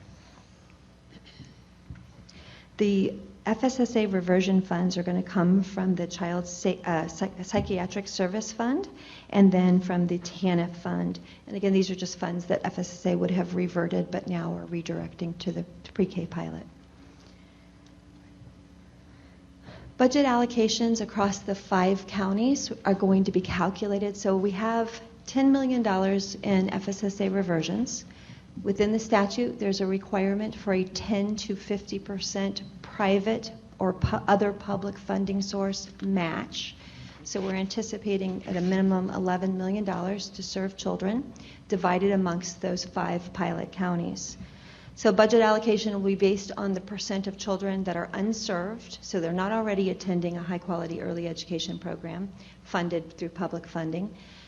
Children, so get a percentage of that. That'll be the first cut at budget allocation. Then it'll need to be adjusted based on the number of eligible seats within providers, and then the matching funds that are raised within that county. And again, we've put those steps in place, for example, utilizing the CCDF intake agent and maximizing our quality expenditures through CCDF in order to coordinate funding in the best possible way. So I'm happy to answer any other questions. Any questions, members? Representative Klinker. Thank you, Mr. Chairman. Do you anticipate how many years this will go in the pilot project? 1 year? Do you think it will lead into a preschool program throughout the state? We're anticipating that the funding, we're going to have 2 cohorts of children. The first are the 4-year-olds that will be starting in January, and then the second would be the cohort starting in the fall, August, usually start date for schools. And so I do anticipate that the vast majority of the $10 million, $11 million will be used during those 2 cohorts. We may be able to serve a smaller number the following year with any funds that have not been expended. As far as expansion, I think we'll see the data and what you all decide. Well, as Dr. Gooden said, they've been offering it for years. Mm-hmm. For years. So some of our school corporations are already engaged Absolutely. In that program. So I'm hoping that we get good pilot data so that we can certainly give it in many of our school corporations that are very interested in preschool data, particularly for at-risk and low-income children. Absolutely. Thank you. Thank you. Dr. Gooden, I think it's come to my attention that a number of the school corporations are using some Title I funds to try to get these programs going. And I think that's a good thing to have this kind of a different types of approaches to this. And I don't know if you would care to comment about that. Is that correct that Title I appears to be a resource that's usable in that for the public schools? It is a resource. You have to be careful how those resources are used, however, because you can't entangle Title I funded dollars, which go for specific reasons into the classroom. So you have to be very careful on how you use that. So, okay. But it is optional, an option in some areas. You can't. It's not just an all call. You say you can do that. There's some opportunities to do that. It's very so if a longitudinal study shows that this is really beneficial, then maybe one of the things we need to be thinking about is talking to the federal government about giving us some flexibility with those Title I dollars. I've actually already approached some folks within the DOE to ask for certain types of waivers to allow school corporations to use some of those Title I funds. Okay. In the past, those have not always been looked upon favorably, but I think this is an opportunity. Maybe they will be. Good. Great.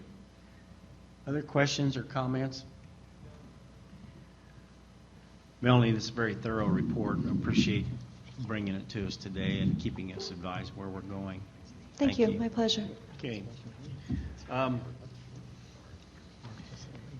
We do have the greatest salesman in the state of Indiana for the Northwest Indiana Regional Development Authority here. He came in just a few minutes after we went through this item on the Trauma Center, and Bill Hanna would like to have an opportunity to make a few comments, I think, that about the report. So, Bill, if you could come down and share your thoughts with us on this report. We're just glad that we finally got a report and have something to work with. Sir. Thank you, Senator Kenley. I appreciate you making time for me, and I apologize I missed the initial presentation. Well, we're moving fast today. We had a big day. We had a big day yesterday, and I'm trying to keep the committee members' attention for a few more minutes so we can get this agenda done. I appreciate the compliment on the salesman title too, but I want to thank you also personally for all that you do for Northwest Indiana. All of you have been very involved with what we've done, and it's much appreciated, and we can see the results. So thank you. I have with me Mike Gizzi, representing KSM, who did the study for us. And I'll try not to be redundant because I know that Senator Kenley did cover the major points. I really just wanted to tell you that we put together a committee to make a selection of KSM. We did get broad support and representation from both counties, including the mayor of Gary, including Representative Brown, Senator Rogers, and Senator Charbonneau. So this was done in a very objective manner. We wanted to make sure the process was transparent. We had media involvement along the way as well, and that everything was done in a clear and professional manner in such a way that the study would stand on its own. Some of the major things that I know Senator Kenley covered already was one that it found that a teaching trauma center is a very expensive item to pursue, but also, and I think this is something the committee wanted me to stress today, was perhaps the expense was not the most important item that we found.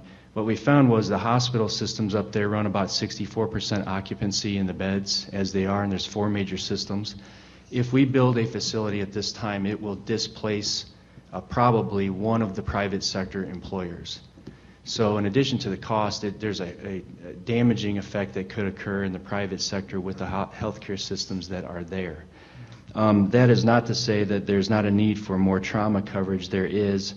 And in fact, on coverage and reporting, we ranked 48th in the nation, which is another point that we wanted to discuss, just as a finding that there is room to improve. Because of the situation with the private sector, the uniqueness of the Chicago marketplace, the recommendations are that we work with the existing providers to enhance their systems. And then as far as the teaching hospital is concerned, it's the same situation there where the recommendation of this group is to work with IU and to model after the Evansville program, which is an enhanced graduate medical program that would bring up to 30 or 35 residents into the marketplace.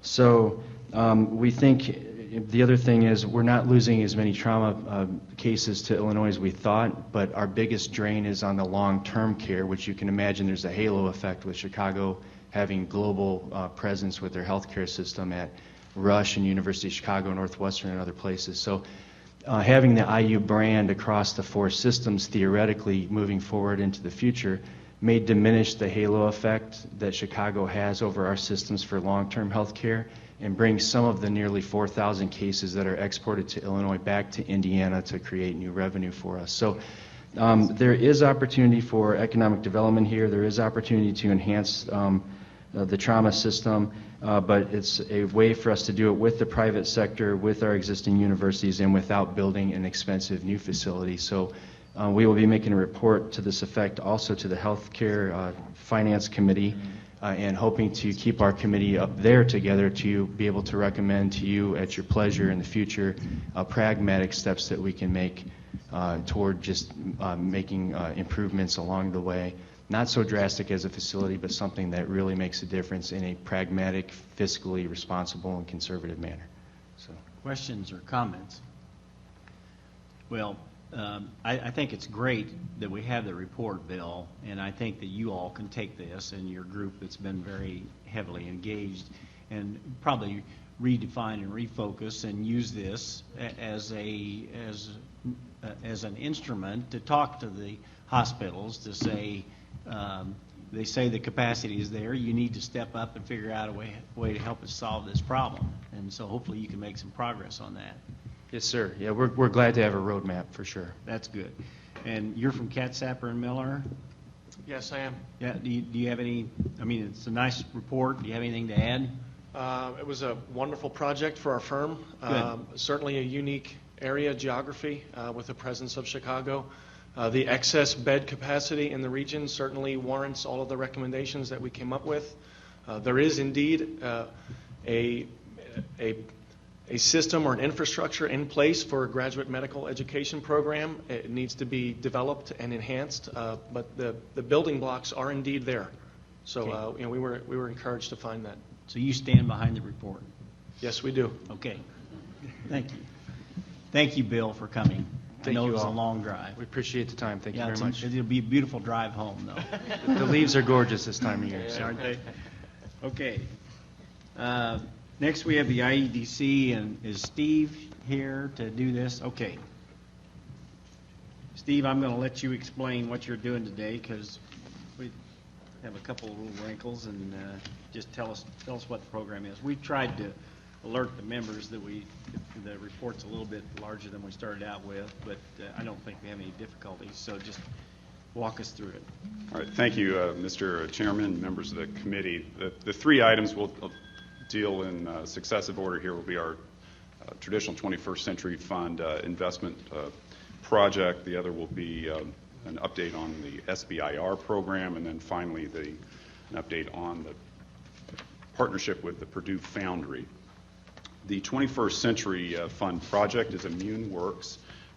This is a potential $1 million investment in the form of a convertible note that we would make in ImmuneWorks, which provides a therapeutic product for idiopathic pulmonary fibrosis. You may recall a few years ago, this is another round we've come, we had a $2 million investment to support phase 1 clinical trials. The results of that were positive. We're now moving into phase 2 of that, and from the phase 1, following the phase 1, there was actually a repayment of 50% of the investment we had originally made, and we transferred or reformed the balance in the form of a convertible note. This opportunity now would help support the phase 2 clinical trials, and its potential for us to actually have a strong leveraging partner too on the investment on ImmuneWorks.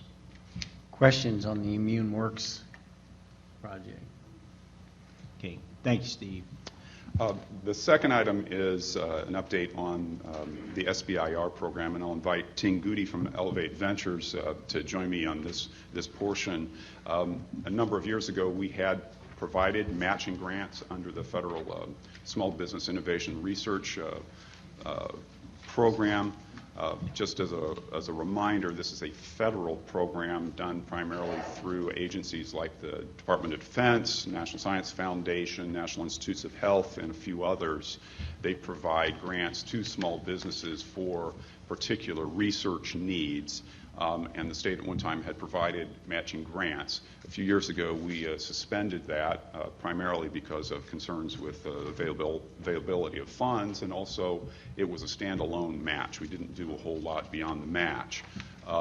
Last year, our board invited us to revisit this in light of concerns that we were seeing other states, particularly in the border communities, attracting some of these small businesses that through their own SBIR matching grants that we were not providing.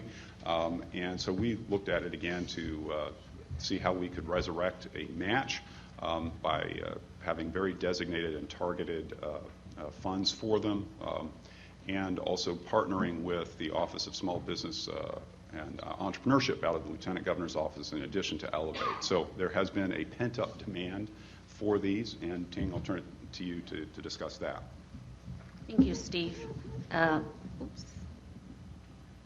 Members of the committee, State Budget Committee, thank you for the opportunity today.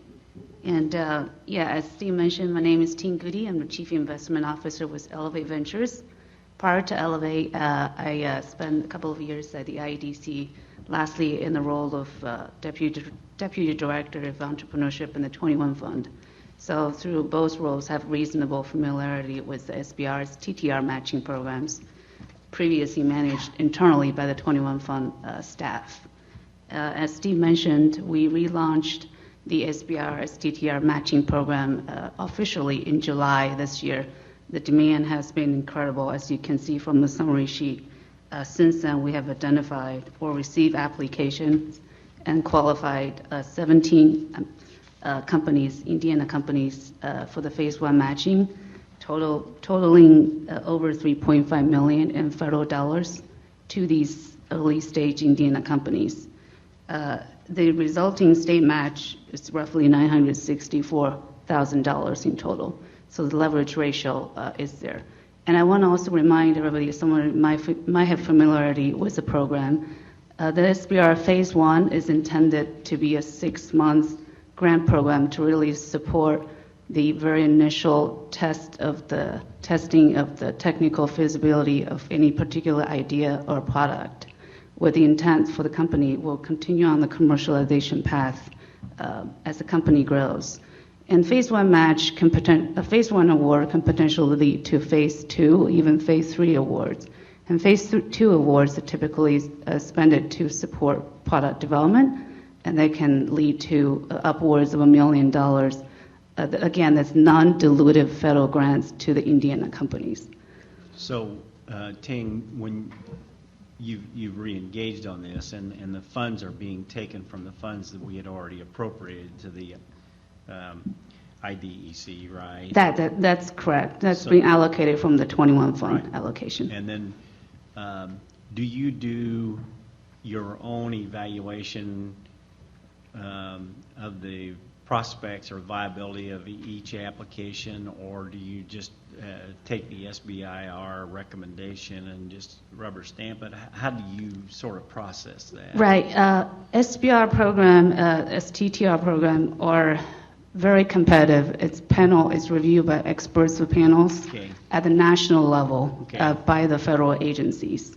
So we trust their evaluation of the project. That from the state level will simply provide an automatic match. Okay. Other questions on this item? Well, it sounds like you feel like there's some real promise to this, and that you think you're going to be able to retain and promote some Indiana small businesses, which is always a good thing if we can do that. So. Yeah, this particular program is especially helpful for university-affiliated companies. That kind of led to our next topic, our partnership with the Purdue Foundry. If committee members have a few more minutes, I would like the opportunity to have our partner here, Greg Deason, who's the Executive Director of Purdue Foundry, and also John Hannock, who is the Entrepreneur in Residence specific to the venture funding relationship, to come up here and give you a preview. Kind of overview of our partnership with the Foundry. Well, let's go ahead then if there are no questions on this. All right.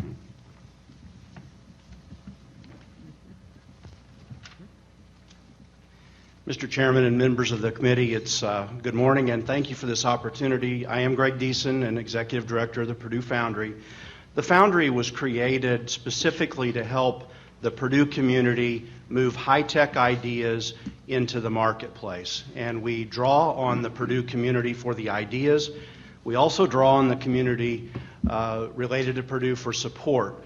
On a statewide basis, as you know, we have research parks throughout the state. The team that has been assembled to create the Foundry this past year had worked in the research park network for many, many years. And as we formed this Foundry, the core of it is both entrepreneurs and residents, as well as program staff, and we engage with people that have great ideas and are trying to figure out how to move those great high-tech ideas to the marketplace. What we do is help them evaluate a strategy to go forward, to help them evaluate the markets that they might enter, create a go-to-market strategy, and ultimately to create a business model that they want to execute on. In that process, the entrepreneurs and residents are heavily engaged. We also draw on the Purdue community throughout the state. We draw on our alumni throughout the world to provide mentorship. This past year, Purdue had a record-breaking year in terms of the number of startups, in terms of the number of patents that were issued and licenses, so we're seeing great results from this. One of the services specifically that relates to the SBIR program, we actually help many of our clients get SBIR grants written, and we hire professional grant writers because many times they have the technical idea, but they need assistance, getting those grants written and submitted. And so we've helped with that and had a very good success rate with that this past year. One of the critical factors going forward, of course, is not only putting together a team and helping them with the entrepreneurs in residence, but getting funding put together. John Hannick spends his time at the Foundry thinking about how these companies would be funded and wants to share a little bit about how we're going to deploy the Elevate Purdue Foundry funding. Great. John? Good morning. Thank you. The Elevate Purdue Foundry Fund really fills a significant gap that our startups have. When we started the Foundry, we knew this gap existed, but we didn't really know how it would manifest itself with our companies. The SBIR program, the match program, is one way that it helps immensely, but that tends to be a little bit later and a little bit further down the road. We are really doing pre-incubation work at the Foundry. We're working with researchers, whether they're faculty, students, even community members, as they ideate a solution to a problem, and that initial funding is absolutely critical. So now through the Elevate Purdue Foundry Fund, we're going to be able to provide a two-tier program that's going to allow some of these companies to do their proof of concept work and either be able to accelerate their progress or maybe even recognize that they need to fail fast. The two tiers we call the Black Award and the Gold Award. It's sequential. You must go through the Black Award to get to the Gold Award status. The Black Award is simply going to be up to a $20,000 non-recourse convertible promissory note.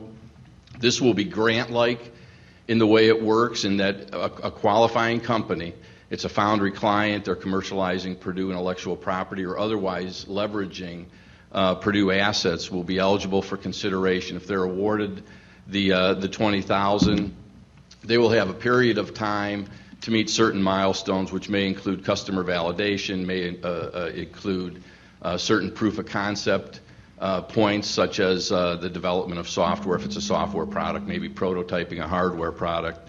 If they meet those milestones, they'll then be eligible to apply for the Gold Award, which is going to be more investment-like. That'll be up to another $80,000, up to a cap of $100,000. That would be consistent with whatever their offering circulars offering, whether it's debt or equity. If they fail as a result of that Black Award, this is where the non-recourse piece really fits in nicely and is a huge assistance to these companies, because in essence it'll be grant-like. It'll be something that they won't have to repay if in fact they have failed. So we've modeled this after a successful program in Ohio that's leveraging the Third Frontier dollars in Ohio. And the ratios are kind of interesting.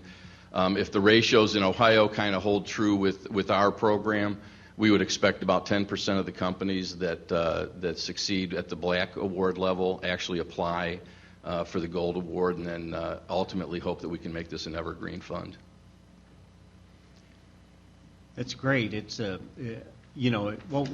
you need to do, and I know you're going to do this, is over time we need to have kind of a building block ROI analysis, because a 10% success rate may not sound like a lot, but it can be enormously beneficial in a lot of different ways, including in the dollar sense for the state. And so we just need to get some feedback as we move forward on this. Absolutely. Let me clarify the 10%. It's really the statistics from Ohio are that 10% of that first tier companies apply for the Gold. It doesn't mean that only 10% succeeded. Yes. But in some cases, the decision was made not to invest at the higher level. So in our case, which is a good decision. Yeah. Oh, absolutely. In our case, we're anticipating that there could be some companies that the Black Award allows to succeed to a point where they raise an additional round that we may not participate in. Right. It's like telling somebody to go find another job. Yeah. Mr. Chairman, I'd close on this portion by saying that the Foundry is an effort on the IEDC's part to deliberately engage with the university community for these types of things, and this, we hope, will be a model that we could extend to other universities around the state. I'm glad to hear you say that, because as you know, I've talked to you and other people about trying to do that. All the universities are kind of searching around. They've got talented people that have graduate degrees and otherwise that are sitting there with ideas, and universities are trying to develop entrepreneurialism concepts with these folks, and how you sell your product and how you market it and all these things. And I just think we need to the more we can work together on this, the more we will do for those people that have those abilities and those ideas, and we will be the beneficiaries of it. So, thank you. Thank you. Anybody else to comment on these or questions on these reports? Okay, thank you, Steve. Thank you. Okay, next, Deanna Awari is going to give, are you going to give the 501, Senate Bill 501 report? Okay, good. We're 90% of the way there, folks. All right. Okay, each year we're required, budget agency is required to update you guys on the status of the fund. The Retiree Medical Benefits Program, also known as 501, was established back in 2007, so it's 7 years old, and I just wanted to go over a few statistics, but before I go into that, just wanted to mention that there were no legislative changes to the program made last year. We have, though, however, been receiving a number of questions from retirees related to how the 501 program works with the Affordable Care Act, and particularly how retirees can use the money in their account to pay for an insurance plan from the exchange or the marketplace. So have you been able to develop a fixed set of answers that you can get out to people? We have an FAQ on our website, and we Okay. consulted with Creed DeVault, who provides legal counsel for this Okay. program on it. But basically, the ruling was that if you have this 501 account, then if you choose to go to the exchange for health coverage, then you're not eligible for the tax credit that the exchange provides. So, but we do have that guidance, and it's on our website, and Greg Strack, who answers lots of questions on the program, is able to provide that feedback as well. So, regarding statistics for fiscal 14, we have, and I won't go through all of these, I'll just hit the high points, but there are over 5,338 retirees that are receiving benefits at this point. In fiscal 14 alone, we had 911 retirees. That's up. In a normal fiscal year, we see about 700 people retire. We know we had a large increase due to the changes in the annuity program from NCURS. The average beginning balance for retirees for fiscal 14 was a little over $33,000, and again, that's up from previous, and that's just because we had a lot of people that had more years of service, and they were receiving the higher bonus contribution piece. So total claims for fiscal 14, we paid almost $15 million. And just in terms of what the program cost for last fiscal year, it was about $48 million. 17.5 of that represents the active employee contribution, and there was about $30.5 million for retirees. And in terms of appropriations and contributions received for fiscal 14, we received a little more than $38 million. And the fund has a balance of $245 million as of October of this year. So looking forward, again, through the end of September, we had over 515 retirees. We think that, again, is the continuation of the people that left because of the annuity changes. We know that everyone's aware that the bonus contribution expires on June 30th, 2017. We may have to, once we get our actuarial analysis or our evaluation of this program back in November, we might have to look at the cigarette tax portion of the funding for this program, but that's just a heads up. Okay. Well, this is a timely report since we're getting into the budget process. Any questions? Yes, Chairman Brown. Thank you. Thank you, Deanna. Very good. And so you think with this actuarial analysis with the increased number, I mean, pretty significant from 738 to 911, that may change that prior to prior years actuarially where we were funding it at the levels currently needed? In the very beginning of the program, I know we significantly overfunded the program, so I'm hoping that it brings it back into proportion so that it's 100% funded. But it is considered an OPEB liability, so we do get questions from the ratings agencies on this program. So. Any other questions? Okay, thank you, Deanna. Before we go to the discussion item, We've taken care of all the construction projects and all the review items. So we need to have, first off, are there any motions to remove any items from the agenda that we've presented? Okay, seeing none, I will entertain a motion to formally adopt the approved agenda. Mr. Chairman, I move adoption of the agenda. Okay, it's been moved and seconded that we adopt the agenda. All in favor say aye. Aye. Opposed? Thank you all. We do have one discussion item, and as Rick Hall, and is Dr. Ferguson here today? Yes, good. Thank you very much for coming, Paul. As they approach the microphone, I asked them, Ball State had a situation where they had a loss of some university funds, and it was an unfortunate circumstance, and it went on for several years, and they kind of ended that chapter of the story. But I thought it was important that we hear from them about just a little bit about the problem, and then secondly, and probably more important, about how they have reacted to that and what their plans are going forward so that we don't have these kind of things occur in the future. And so they were gracious enough to agree and actually enthusiastically felt that it was important that they share this information with us. So I'm pleased to have Rick Hall here, who's the chair currently of the Board of Trustees for Ball State University.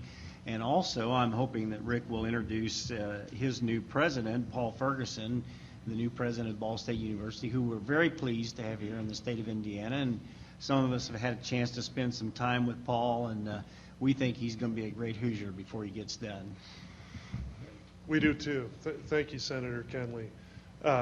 My name is Rick Hall. I'm the chair of the Board of Trustees, and as Senator Kenley mentioned, we have with us our new president, Dr. Paul Ferguson.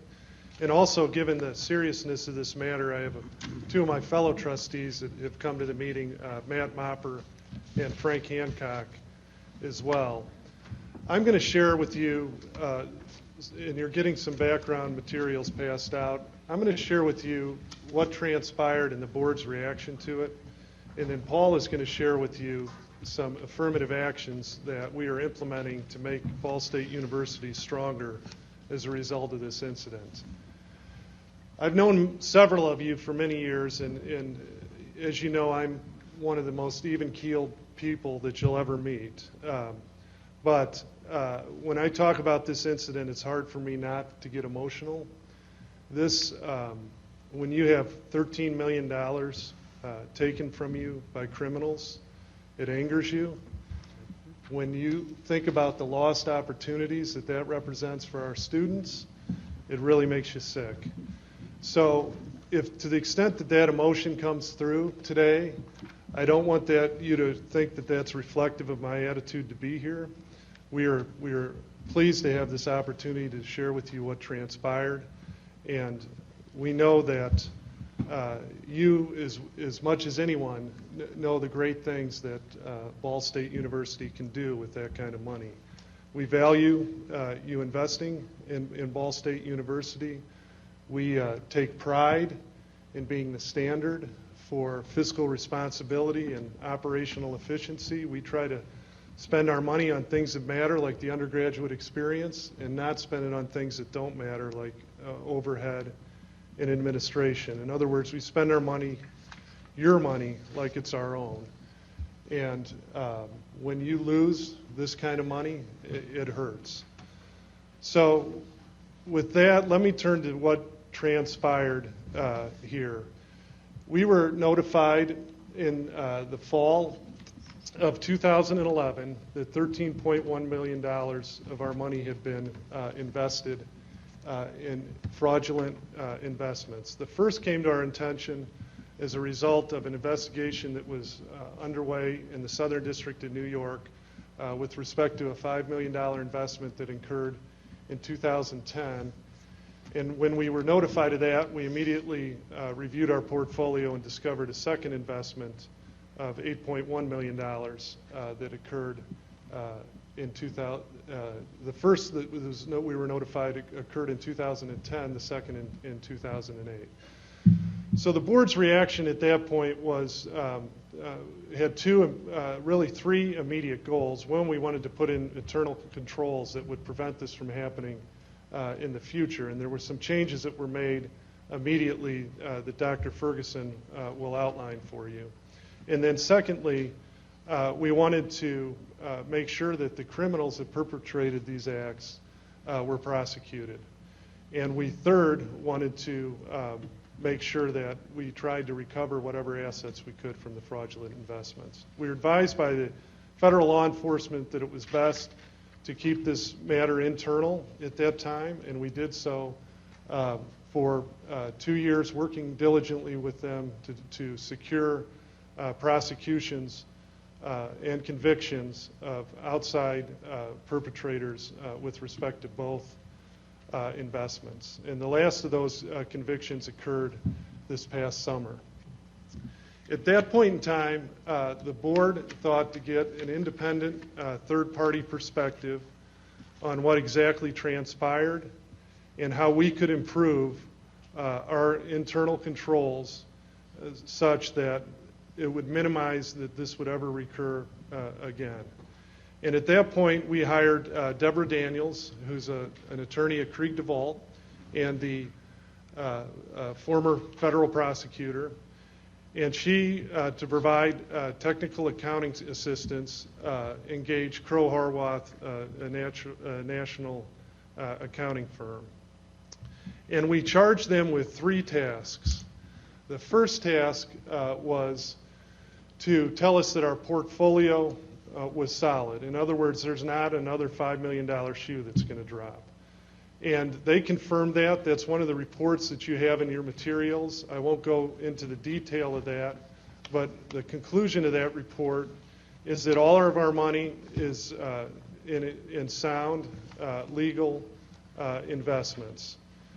The second thing we charged them to do was to tell us what happened here. And we've been very forthright with the media in Muncie as to how these frauds were actually affected, the actual documents that were used and how it was accomplished. So I'm not going to dive into the details of that, but I do want to share with you some conclusions having been immersed in this situation for a number of years now. I think the board has a full understanding of what transpired. And those conclusions are as follows. We had a single individual, our director of cash and investments, who intentionally desired to circumvent our internal controls. She knowingly entered into investments that were outside the scope of our investment policy, and then she subsequently proceeded to try to cover up those efforts. What contributed to these frauds as well in the loss of money is the fact that we had internal controls that were in place, but they were not honored by individuals with the responsibility for them. So you're going to hear in Paul's presentation, you're going to hear much discussion about improvements that we can make to ensure that Ball State has the absolute best practices in place.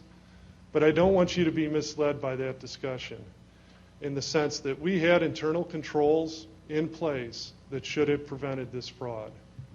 Individuals with charged with the responsibility of following those internal controls failed us. Now, those individuals are no longer with the university, so the personnel has changed. Now we're going to build on improvements that have been made to our system and further have safeguards in place that hopefully prevent this from ever occurring again. But this loss of money was not a result of a flawed system. This was a result of flawed individuals. So please keep that in mind when you hear the in-depth discussion that's going to follow. With that, I'll turn it to Paul, who covers the third charge that we gave to the Krieg DeVault Crowe Horwath team, and that was tell us how we can put internal controls in place that are the strongest in the industry. So, Paul.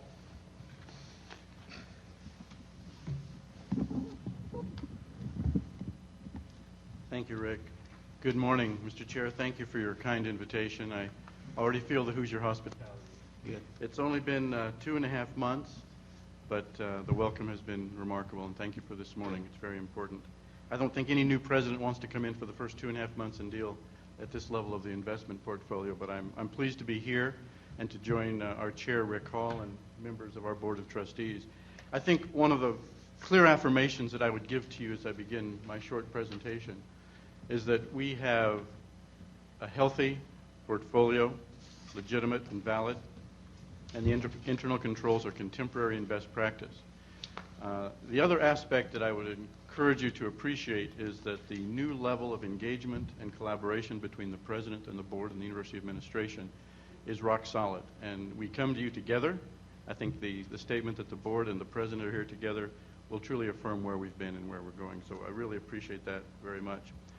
As you look in your materials, there is a document that is entitled the Management Action Plan. And as Rick was saying, that reflects a review and internal controls that happened upon immediately recognizing the nature of the fraud. Certain controls were established then, as well as incorporating some of the very vital suggestions of our independent review with Pro Horvath. I'd like to define those management action plan entities in two separate major aspects. The first is very specific, very internal aspect of the Controller's Office. As you go through that management action plan, you will see recommendations for how best we select our brokerage firms, how best we affirm them, how best we define their authenticity, and how the regulatory agencies are evaluating them and holding them in good standard. On page 2, you'll see that we will ensure the safekeeping of all of our purchased securities through a third party, standard accounting practices to have assurance that all of our partners are legitimate and in good standing. We also look within the Controller's Office to ensure that the appropriate segregation of duties between the Controller, the Director of Cash and Investments, that there is no singular control for our investments. So between that individual, the Controller, as well as the internal auditor, we have really looked and refreshed the separation of duties and the fiduciary responsibilities of each of those. We are ensuring that reconciliation occurs on a more regular basis, and that is checked as well. On page 3, you'll see that we have made a recommitment to fully establishing the policies and procedures that are not only fully clear on the responsibilities of each individual, but they are available to each participant in the Controller's Office and Business Affairs. Additionally, we continue to extend our reach to the key vendors. We want to make sure that we have their investment function and capacity affirmed and legitimized in each aspect through standard financial accounting procedures. We have enhanced and strengthened the compliance function in the Controller's Office so that compliance is a quality and an ethics value within the Controller's Office. As Rick was saying, not that it wasn't, but we've enhanced it and improved it. And you can see on page 4 that we really have included a stronger focus that the Controller is a primary responsible force for compliance. Now, best practice issue number 8 going on, we have really focused on the role of the internal auditor in a large and enlarged way. We have enhanced the job description to include the report function of the internal auditor that goes beyond the Vice President for Business Affairs to the President and the Board of Trustees. That internal audit function is now directly collaborative and engaging with the ultimate authority of the university. That relationship with the auditor and the president and the board is a fundamental change that will enhance and ensure our continued best practice. Information technology support for the Office of the Controller and the Internal Auditor have been enhanced and upgraded so that we will really start maintaining a state-of-the-art ability to assess our investments, to track our investments, and to improve our review and assessment. So new software has been purchased and new training has happened with that. Ultimately, and I think the most profound change as we look on page 5 of the Management Action Plan is that the Board of Trustees has revised and reviewed their charge regarding the Audit and Compliance Committee to take a stronger oversight view of the investments function, the investment policy function, and to oversee with the President that role of investments and with the Vice President for Business Affairs as well. But this is coupled again to the role of the internal auditor playing a fuller and more complete role with the President and the Board of Trustees. So not only will that authority be established, but a more operative functional review function will happen with the Board of Trustees reviewing the investment portfolio, reviewing the policy annually, and I think ensuring that communication and accountability occurs on a more regular basis and in a more robust discussion so that there is no insularity that occurs in the Division of Business Affairs. And then the last strong and I think important change is that we have embraced and established a new whistleblower hotline through a third independent party as another line of defense. I think in this age of communication and need for accountability, we have opened up that opportunity just to assure that there's always that sense of open communication and access to the administration and the leadership to assure proper sound financial practices and best practices. So I come to you this morning as a new president at a fine institution with great reputation and, as Rick said, a wonderful history of great management and great academic and research programs. But I share with you that I am confident that we have established best practices with a very healthy investment portfolio and that you will see a very strong, demonstrated collaborative effort between the board and the president going forward. Thank you, Mr. Chair. We'd be happy to respond to any questions. Any questions from committee members? Yes. Representative Gooden.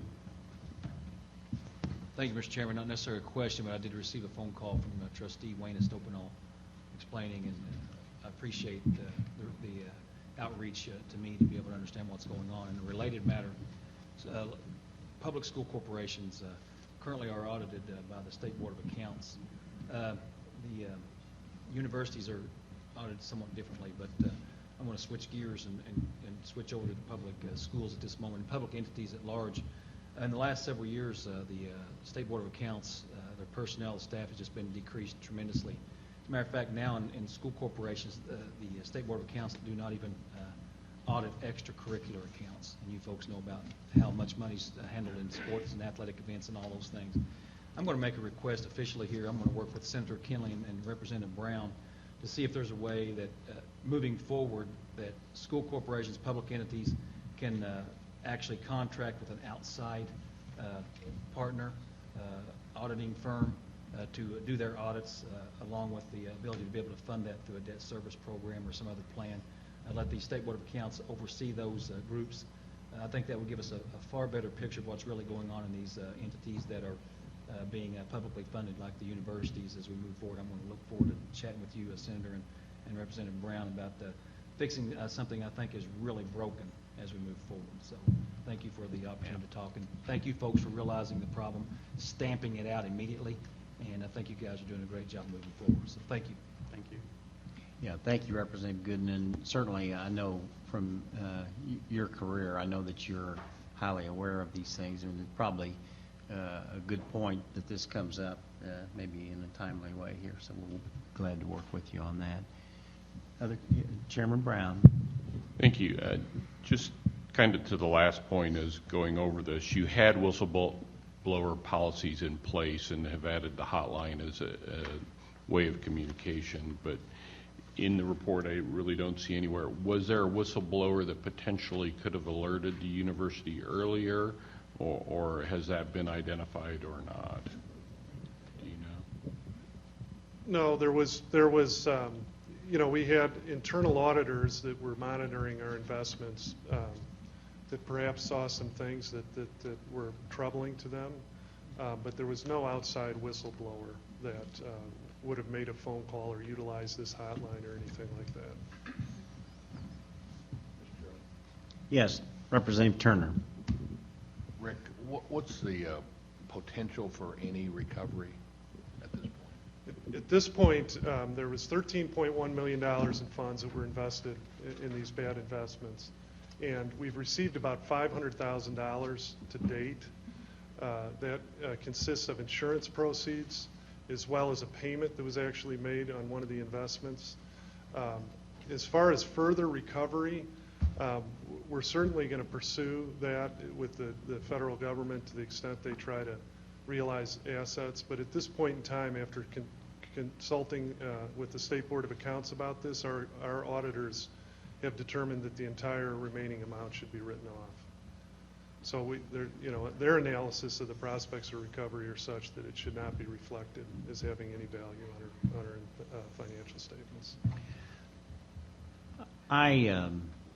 I look to the board as the ultimate management authority here, and so I know that, and I'm glad to see the steps that you're taking there, and I think that that'll go a long way toward helping resolve this problem. You bring on board members for many different reasons, but one of the most important is that they can make an actual thinking contribution to the management of the university. And generally, these are people of varied and business-type experiences who have had to deal with these before. And so I think it's incumbent on the board, with the procedures that you've outlined here, to make sure that they take that charge diligently and seriously and make it work. I think you can, and this is a very good report, and I know that you did this response before I ever asked for you to come here, so that gives me further confidence that we'll be in good stead. So many people depend on the integrity of our institutions, your alumni who give and the students who attend, and so we just, in this day and age, we can't afford to tolerate any blemishes without responding. So I appreciate your response here today and the one that you're going to take going forward. And Mr. President, I know this isn't the best circumstance to welcome you, but we do welcome you, and we're glad to have you here. And we're very proud of the development of our higher education system in the state, and think we've given it a full effort and don't intend to let off on the gas pedal. So we welcome you to our efforts. Thank you. Mr. Chairman, I think I just want to echo those comments that your willingness for transparency and discussion of this issue is paramount, and that's what helps us function in this capacity as a budget agency, and I think also reestablishes and elevates your trust in the state. Thank you. Good. Thank you for coming. Okay. Thank you for the opportunity, and I couldn't agree more with your thoughts about the importance of an engaged board, and we're in the process, have been over the last couple of years, of increasing that level of engagement through committees, and I'm very proud of our board. I think they bring the diversity of experience that can be of great benefit to the university, and we're going to use that experience to the best way possible. Great. Thank you for coming. Is there any other business? I have a couple of items that I'd like to close with. Does anybody else have anything they'd like to bring up? First off, I want to remind you that we have set some dates for budget hearings. Those are November 19th and 20th, and then in December the 3rd and the 4th, the 10th and the 11th, and the 17th and the 18th. If any of you have any specific agencies or subject matters that you want to be reviewed at those hearings, well, we will try to be responsive to your request. But attendance at those will help facilitate. This is not going to be an easy budget to put together. I mean, I'm not sure why I say this, but I'm very uneasy about this prospect, and I think it's going to be a tough prospect. And we're going to have to work hard together to try to get this done. The last point of business that I'd like to bring up is to recognize Eric Turner for his service to the State Budget Committee and to the General Assembly through his, is it 22 years? 24 years of service. And Representative Turner has done a lot of great things, worked on a lot of things with all of us, been a fine member and a contributing member, and I know that the next chapter in his life is going to be an important experience for him and for helping other people as well. But Eric, we appreciate all the things you've done for the state of Indiana and for our state government. Thank you.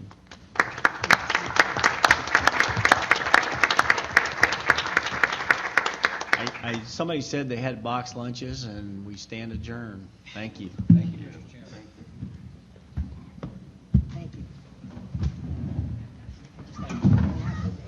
I'm glad you put that on there. I would have forgotten that, David.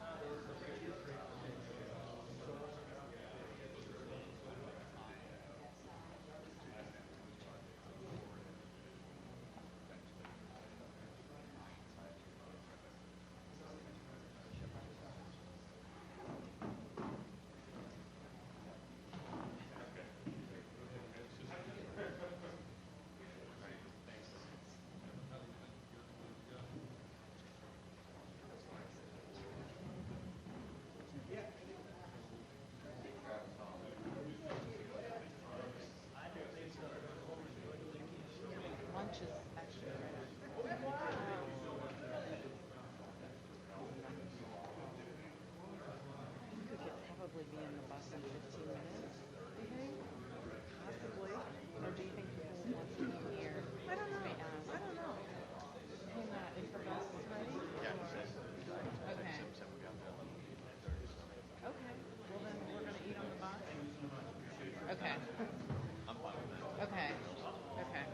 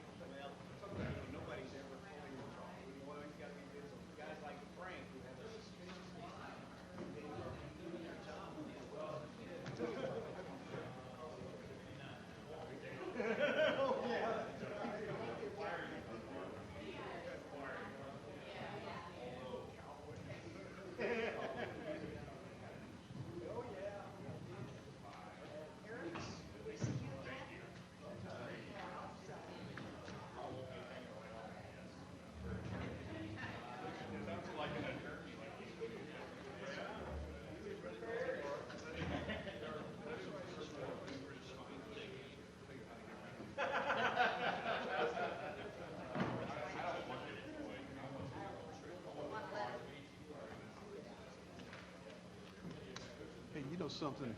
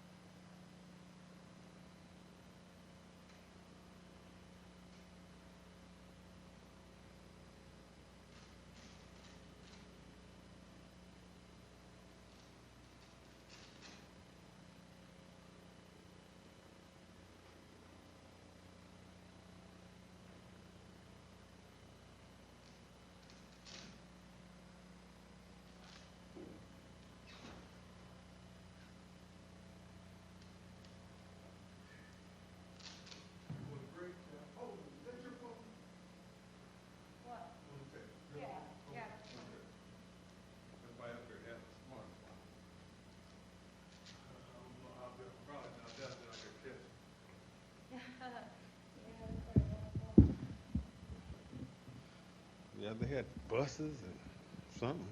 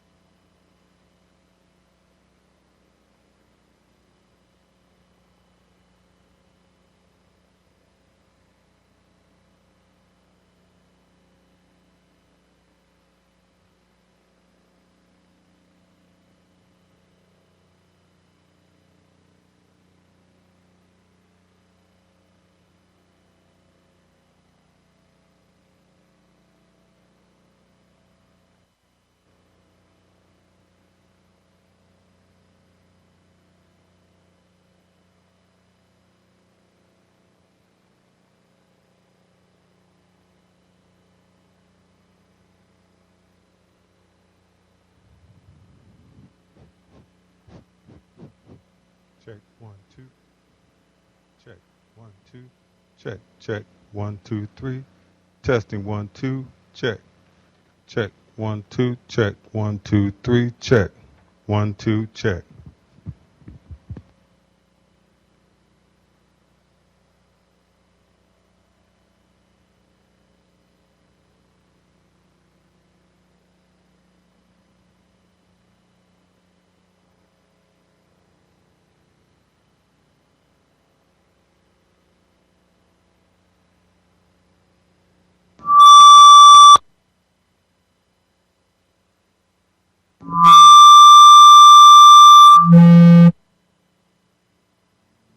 Check, check, check. Okay. Check, check, check. Check, check, check. Check, check. Check, check, check. 1, 2. Check. 1, 2. Check. 1, 2. Check. 1, 2. Check. 1, 2. Check. 1, 2. Check.